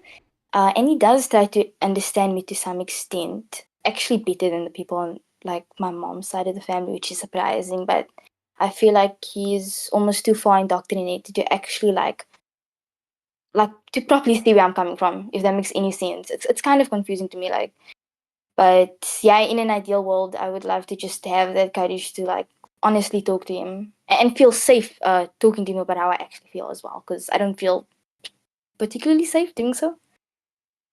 What makes you feel unsafe about talking to him openly? So, as I said, I don't see my dad that often. And there's many times where I have been able to talk to him openly, but I think whereas Islam is concerned, I'm a bit scared to, because I never know how he'll actually react. I mean, I think a reason for that is like he's before made jokes about like supporting the Taliban, and it's like it's obviously just a joke, but like it doesn't make me feel comfortable actually expressing how I feel towards you, especially you as in my father, especially if I've heard him say things like very sexist things, and it just doesn't create an atmosphere in which I feel like I can express myself or feel safe doing so, because I don't know how he will react. So you're worried that his reaction would include some of his views that you disagree with, but targeted at you? I guess to an extent, yes. Okay. And I have tried like reasoning with him before, and it just never works out. Because even if he does ask me what I think on a topic, and it may seem like he is being open-minded, you'll always just like stick to his point, if that makes sense. And it's just like I'm going back and forth with someone that isn't really understanding where I'm coming from. So you said that you wish he could understand where you're coming from. Yeah. So aside from agreeing, I mean, that's one way to understand where you're coming from is if they do understand it and they agree, then that's obvious. But is there another way that he could see where you're coming from or understand where you're coming from but not agree with you? Mm, I'm not sure. Because as I say, I do agree with you on that point though, that like you can disagree with someone but still understand where they're coming from. I think in a sense my dad does do that, because he doesn't, I mean, I don't live with him, so he can't really force his beliefs on me. But he's never really been horrible to me about what he believes in, I suppose. But to understand me and not agree with me, I don't necessarily think so, because again, as I said, there's been times when I would go back and forth with him, and it's just like talking to a wall. Mm. Okay, let me rephrase it. Does he say things that acknowledge what you said and make you feel like he heard it and understood it? Oh no, no. So that could be that other scenario that I'm talking about, where, or that I'm asking about. If he would use language that, and not just use the language to give the sign, but actually give indication that he heard what you meant, he understood it, he's phrasing it back to you the way that he understands it, and then explains, but he disagrees because so and so. If he did that, maybe you would feel like you are being heard and he hears where you're coming from, even though he disagrees. Yeah, I think if that were the case, I would definitely feel more comfortable opening up to him about how I feel about these certain topics. I think maybe another reason why I actually don't feel comfortable opening about this specifically is also because I mean, I'm only remembering now actually, but since I was young, you would say things like, that if you leave Islam one day, or I think another example he gave me was like if you become a lesbian. He's very obsessed with that one. It's very weird. He says that he can't love me anymore. So I think that that's also been ingrained into me, and because again, my dynamic with my father is very complicated because I care about him a lot, even though I feel such a huge distance. But I feel like it's more so a result of my crippled relationship with my mom, that there were many times I would lean on my father. So it's yeah. Well, I hope that I mean, it doesn't sound like it's all on you, but I hope that you someday find a way, or that he someday finds a way to understand where you're coming from, to make you feel heard, to at least understand that these opinions that make you uncomfortable, maybe he shouldn't be throwing them in your face all the time, because it discourages you from building a relationship with him. I hope he understands that. Yeah. Do you ever feel like there's something you want to talk to him about or say to him, but you don't because of that fear or that discomfort? I think that might be it. I think the only thing that I actually worry about the most is when I properly leave my family, because obviously I don't believe in the religion anymore. And he actually wants me to live with him once I finish school. Not in a demanding way, but because he does care about me. And he knows that my living situation with my mom isn't that good. But then on the one hand, I feel like he would become controlling, because he has made an indication that if I live with him, there would be certain rules. I can only imagine that it would entail, obviously, becoming more of a good Muslim, if I could phrase it that way. But yeah, I think that's some of the concerns I have. because it's heartbreaking to me, like if I have to cut family off, even though it's something that I would have to do eventually. Mm. Well, I hope you don't have to resort to that someday, and I hope that no matter where you are or where you live, that you are safe and that you feel safe. Thank you. Yeah. And the other thing that I wanted to touch on, if it is okay, the one about the mental illnesses and the disorders, and how it kind of goes overlooked within my family, and how Islam kind of plays a role into that. Sure. Go ahead. Okay, so this is now shifting more to my mom's side of the family. So I suspect that I do have a mental illness. I'm not going to say which because I don't want to encourage self-diagnosis, obviously. But I've been struggling for a while. And I then proceeded to open up to my mom, whose response was to pray. and my dad as well. And I feel like in a lot of religious families, a lot of tension can be created, because especially when disorders are involved, because if they don't provide you with help that you need, they'll generally say something like, oh, you just need to pray, or you need to ask Allah to help you, which is what I've been met with a lot. And it's like, I'm pretty sure I've tried that before. I'm sure it would have worked by now if yeah, that was the case. Mm-hmm. Did that ever stop you from getting help? At the moment, I'm not in a place where I can actually get my own help. Mm-hmm. But I do try and handle my issues in my own time. Like, I try not to let it get to me. I try to just like carry on with my day as a normal functioning human being. But it is hard. It's definitely hard, and that's why I think recognizing mental illness and all, it's very important. And unfortunately, it's very easy for religion to kind of like overlook it. Yeah. Mm-hmm. Well, I'm glad you don't believe what they told you, that you just need to pray harder to get rid of it. I hope you can get some help for it as soon as the opportunity presents itself, or as soon as you have the resources for it. Yeah, no, I hope so too, because therapy is just very important. And I also have a younger sister who I feel like I have who also struggles with a lot of things, and I feel like I have that responsibility to also kind of be there for and look after her. And when there are no like other older people, adults around to do their job, it's tough. So therapy is definitely important. Mm-hmm. Yeah. Yeah, thank you for having me on. I just wanted to pop in and kind of like talk a bit, because again, I've never actually been on one of your shows before, and I saw someone from my same country actually come on here to talk, and then it inspired me, and I was like, okay, wait, I also want to do this now.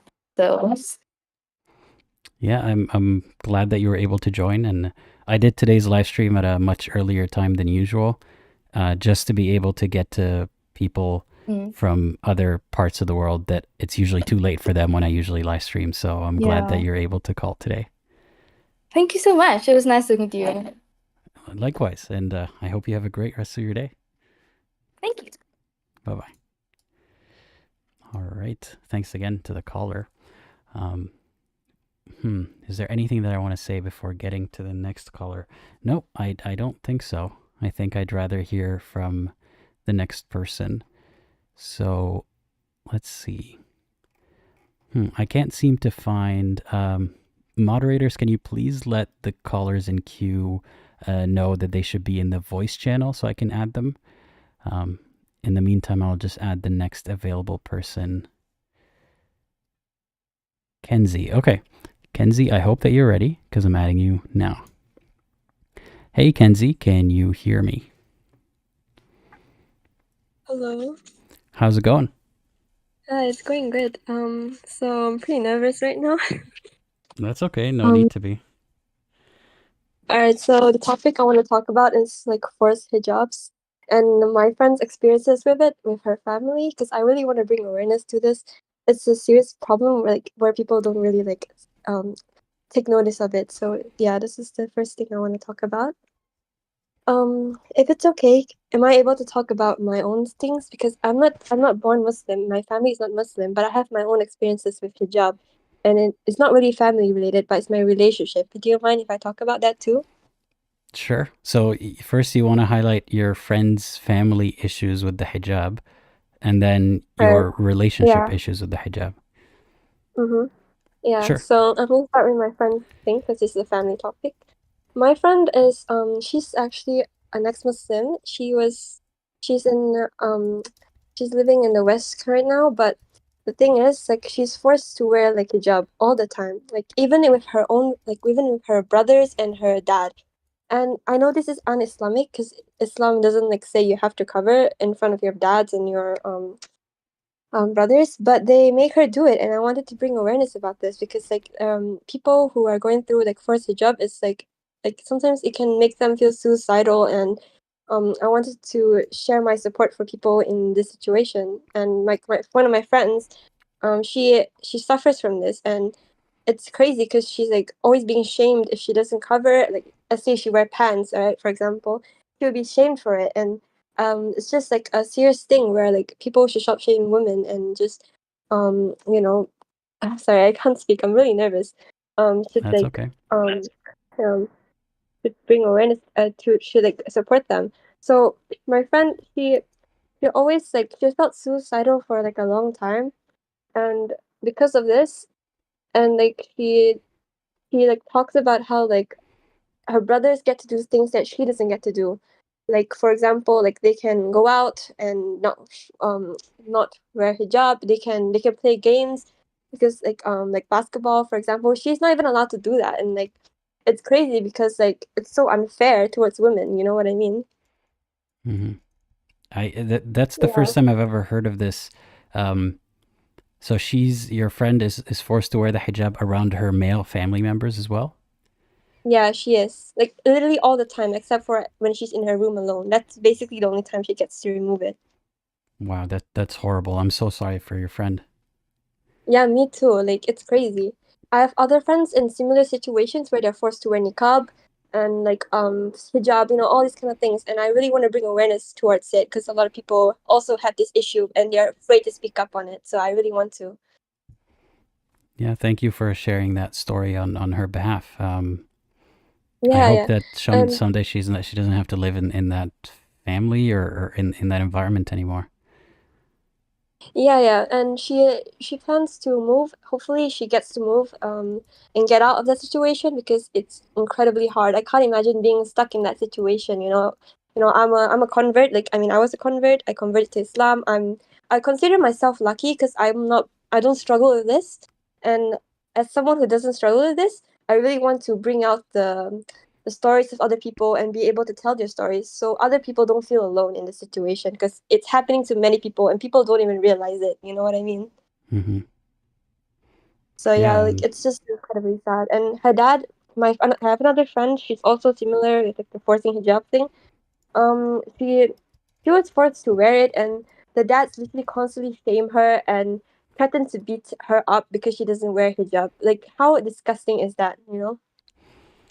unfortunately, it's something that keeps happening, and yeah, thank you for shedding light on it. Yeah, of course. Like and it's just unfortunate that this is happening in this day and age. Like people like okay, I've seen Muslims say like, oh, if my child doesn't wear hijab, I'm gonna beat her up. Like I don't even know what to say. It's just disgusting. Like I know this doesn't represent everything about in Islam, but like people say this and it needs to be like people need to know like people say this and how hurtful it can be, you know? Mm-hmm. Yeah, So it like very often gets dismissed. Like every time people want to yeah. talk about the hijab, and the first response we hear from Muslims is nobody forces anybody. It's Islam says you can't force anyone and all that kind of talk. But the reality is it keeps happening. Whether or not someone agrees that it is Islamic to force a woman, at the end of the day, it's the threat of hell anyway. But it keeps happening that they are forced. And yeah, thank you for shedding light on Yeah. them. Thank you. I find it so stupid when Muslim says, "Oh, hijab is a choice for women." Like, how is it a choice when you're literally threatened by hellfire? Like, it's not really a choice if you think about it clearly, you know. Mm-hmm. You said you're a convert? And yes, I was. I was convert. I converted when I was 14. I'm actually 16 right now. Okay. So yeah, like it's crazy how when I was so young, I converted to Islam. I was told like all the good things, but I didn't know about all the forcing and all these disgusting things inside of it. Did you, if you don't mind me asking, did you convert with family members, or was it like, was your family involved in the conversion at all? No, my family didn't know that I converted to Islam back then. I kept it a secret from them because I was afraid of what they would think. So I didn't tell them. Okay. Yeah. All right. So I'm gonna switch on to the next topic now, which is relationship that I had. So I left Islam, and I had a time in my life where I left and came back, and I left and came back. Because it's obviously sometimes like for new ex-Muslims, like they're scared. They're scared. Like you think, oh, what if I end up in hell? Right? It's a valid reason, right? So in that time, I dated a guy who was Muslim. And obviously, I take full accountability for that because I was lying about my religion to him. But so I lied about my religion. I didn't tell him the truth. I said I was Muslim and I started dating him. And we had the intention to get married like later on. And the thing is, like, I was lying about my religion, so that's the problem. And the reason why, like, I'm decided to talk about this is also because it's related to hijab, like forced hijab.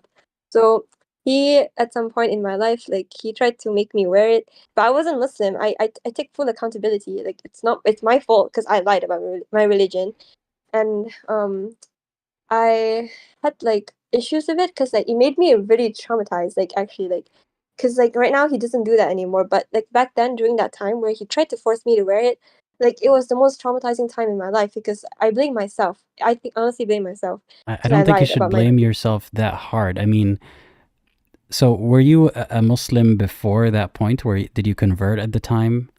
When I mean, when we were dating, yeah. so you converted and then left Islam, and then you were dating and you told him you're a Muslim? When we were dating, yes, I was Muslim, but then later on I left and I kept lying like I was Muslim. That's what I did. It doesn't sound to me like you were deceiving him on purpose or anything. You were a Muslim at some point, and then you didn't tell him that you left Islam. I'm not Yeah. telling you that it's a good thing to keep a secret, but you're blaming yourself very severely. I mean, let's assume for a second that you didn't leave Islam and you were a Muslim when he was trying to force the hijab on you. It still wouldn't be your fault that he's trying to force the hijab on you. So it's not just whether or not you're Muslim that's where the fault or the blame lies. Yeah, thank you. But I still somehow have some blame with myself. Like I really do, and it's just really hard to deal with. Like sometimes, Okay, like let because me like ask you I feel. this. Why did you not Yeah, tell go ahead. him that you left the religion? Why didn't you tell him? I was afraid. I was afraid of how he would react. So why do you blame yourself? Because you are afraid of how he would react. Do you think it was unfair of you to be afraid of how he would react? I'm not sure, honestly, because I mean, it also wasn't right for me to lie because he almost he has intentions to like have an halal relationship, and I did that, so I'm not really sure, but I guess it's understandable that I was afraid. Yeah, it sounds like you're blaming everyone in the situation except him. And I'm not saying like you should have the mindset that this guy's the devil and everything that happened is his fault, but everything you're describing, so you were in a relationship with him and you're afraid of his reaction, and it sounds justified if he's the kind of person who's going to force you to wear a hijab. And I have to say, it's okay for young people to make mistakes in their decisions. Like, cut yourself some slack. It's good that you recognize when a situation is not right, and you shouldn't blame yourself too hard for getting into that situation in the first place. Just focus on how could you move forward. Mm-hmm. If you don't mind, can I respond to some of the comments that I'm reading? Sure. Yeah, so yes, I'm still with him, and he knows that I'm not Muslim, and we are doing pretty okay. And he does not force me to wear hijab or force me to cover it anymore, thankfully. But we had a lot of arguments about it, but now we're in a good place. I just wanted to clarify. I think he's a very good guy towards me right now. He's very kind. And I want to read another comment where they asked if I was Malaysian, and yes, I am Malaysian. So yeah. Yeah, you don't owe the comments any response, by the way. Like, don't pay them much attention. Just focus on what you want to say. Oh yeah, my apologies. I just wanted to respond. If That's that's okay. alright. Yeah, Alright. I hope that you're safe, and I hope that you know to recognize any signs that you're not in a healthy relationship. And if you see those signs, I hope you know who to ask for help or support. Yeah, thank you. My relationship, thankfully, it's going all right. But I still want to talk about this because I still have wounds from the incident, you know? Like physical So, wounds? not wounds, like, sorry, like Hmm. mentally, that's what I meant. Okay. That sounds difficult. Yeah. Yeah, Sometimes I'm not in a position to tell you what to do about your relationship, but again, I want to remind you to look out for yourself first and foremost. yeah, no worries. I wanted to talk about, like, at the time I was really suicidal because I kept being told that whatever I said wasn't a justification to not wear hijab because Allah commanded it. So I was very suicidal. I was very sad during that time because I didn't want to wear hijab, but at the same time I didn't want to lose him because I had the deep attachment towards him and I did really love him. And I still do right now. I still really love him. And it's like a very hard, especially when he kept trying to make me wear it during that time. And I believe that I've done a mistake during that time. But it still is like hard to deal with, like to think about. Like even though he doesn't do it anymore, he's a very nice guy towards me. It's just still hard to think about it. And thinking about all those times and everything is just painful, right?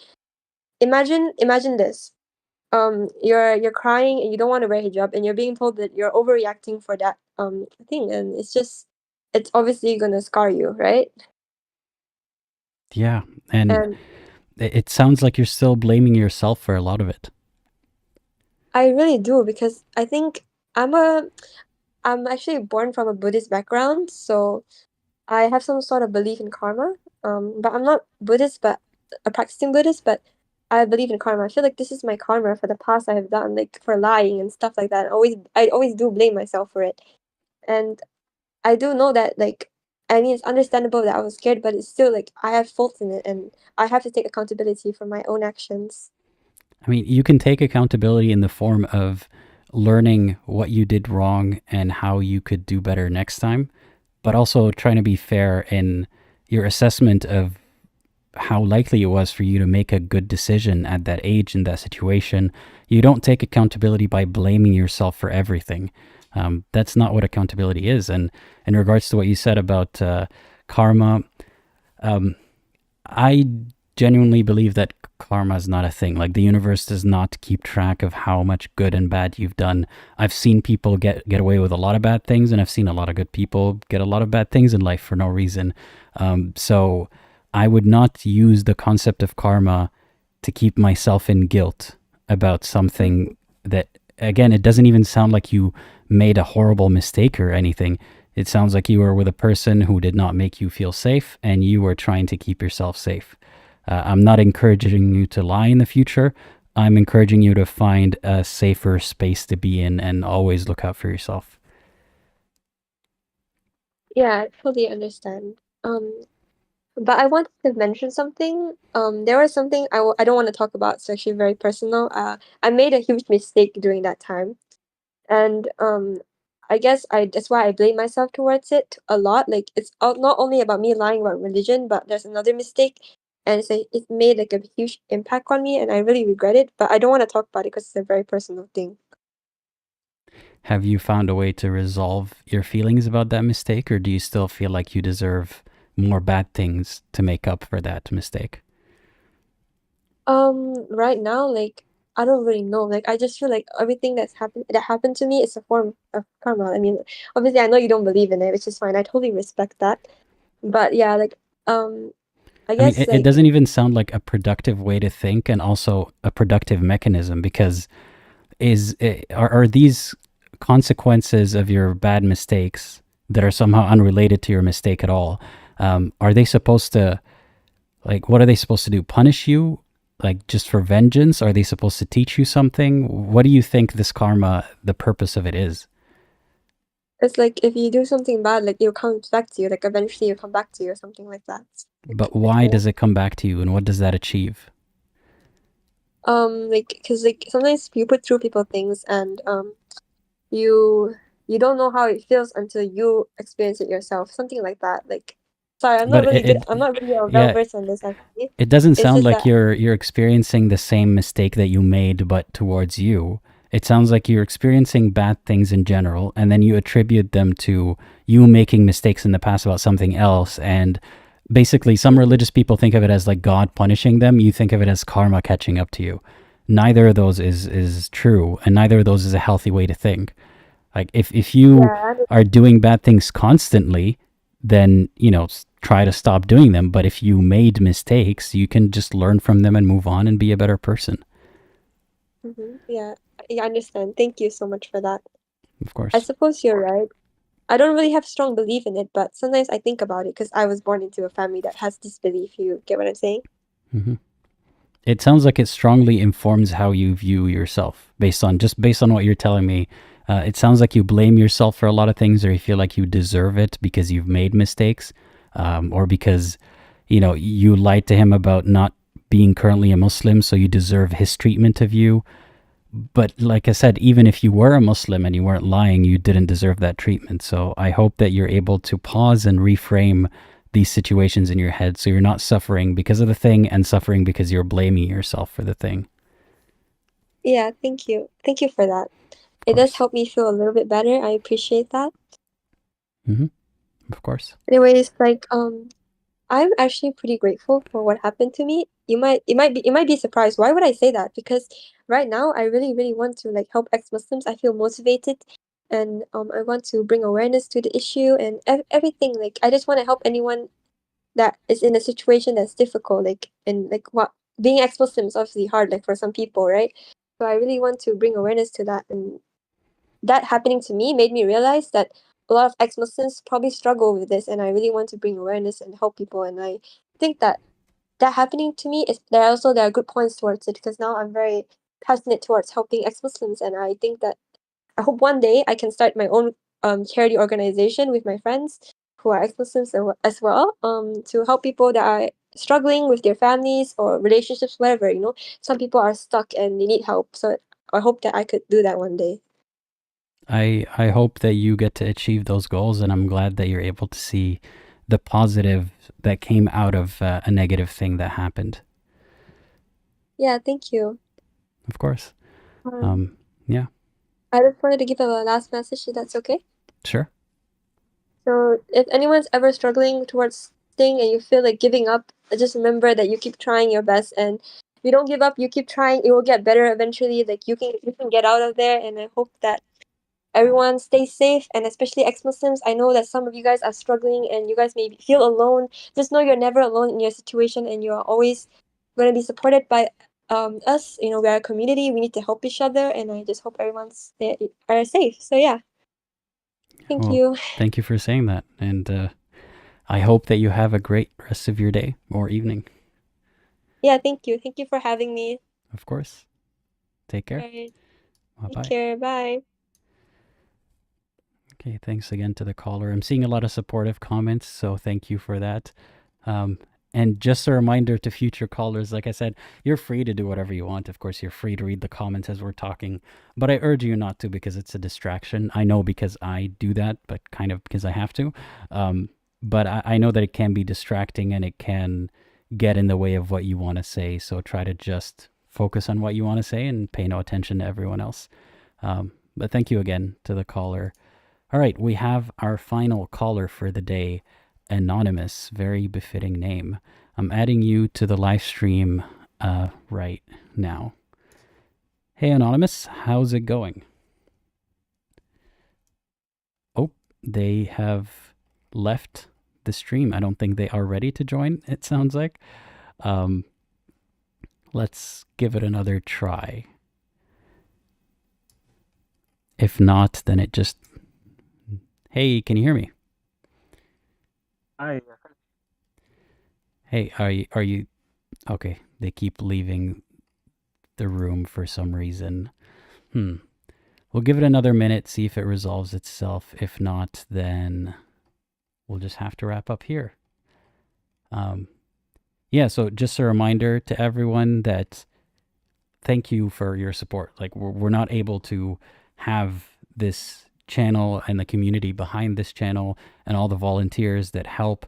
That is all thanks to people's support and calling and watching and in commenting on the videos and becoming patrons, YouTube members, and donating. Because of all of that, of course, nothing is free, but because of people's support, I'm able to do this. So I want to thank everyone again for contributing. And it seems like we're struggling to add the caller, so I guess it might just have to be a next week thing. So, dear caller, anonymous, if you'd like to join again next week, I will try to do a similar stream about the same topic, because it seems like it's a very popular topic and we had a lot of callers who wanted to join but couldn't.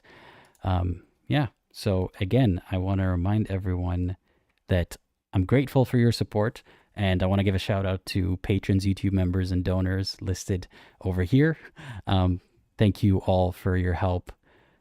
And if you'd like to join, the links are in the description. And a great perk of becoming a patron or YouTube member is you can join our Discord server, and that's where all the fun is. So if that's something that you're interested in, links are in the description. And as always, think critically and think for yourself.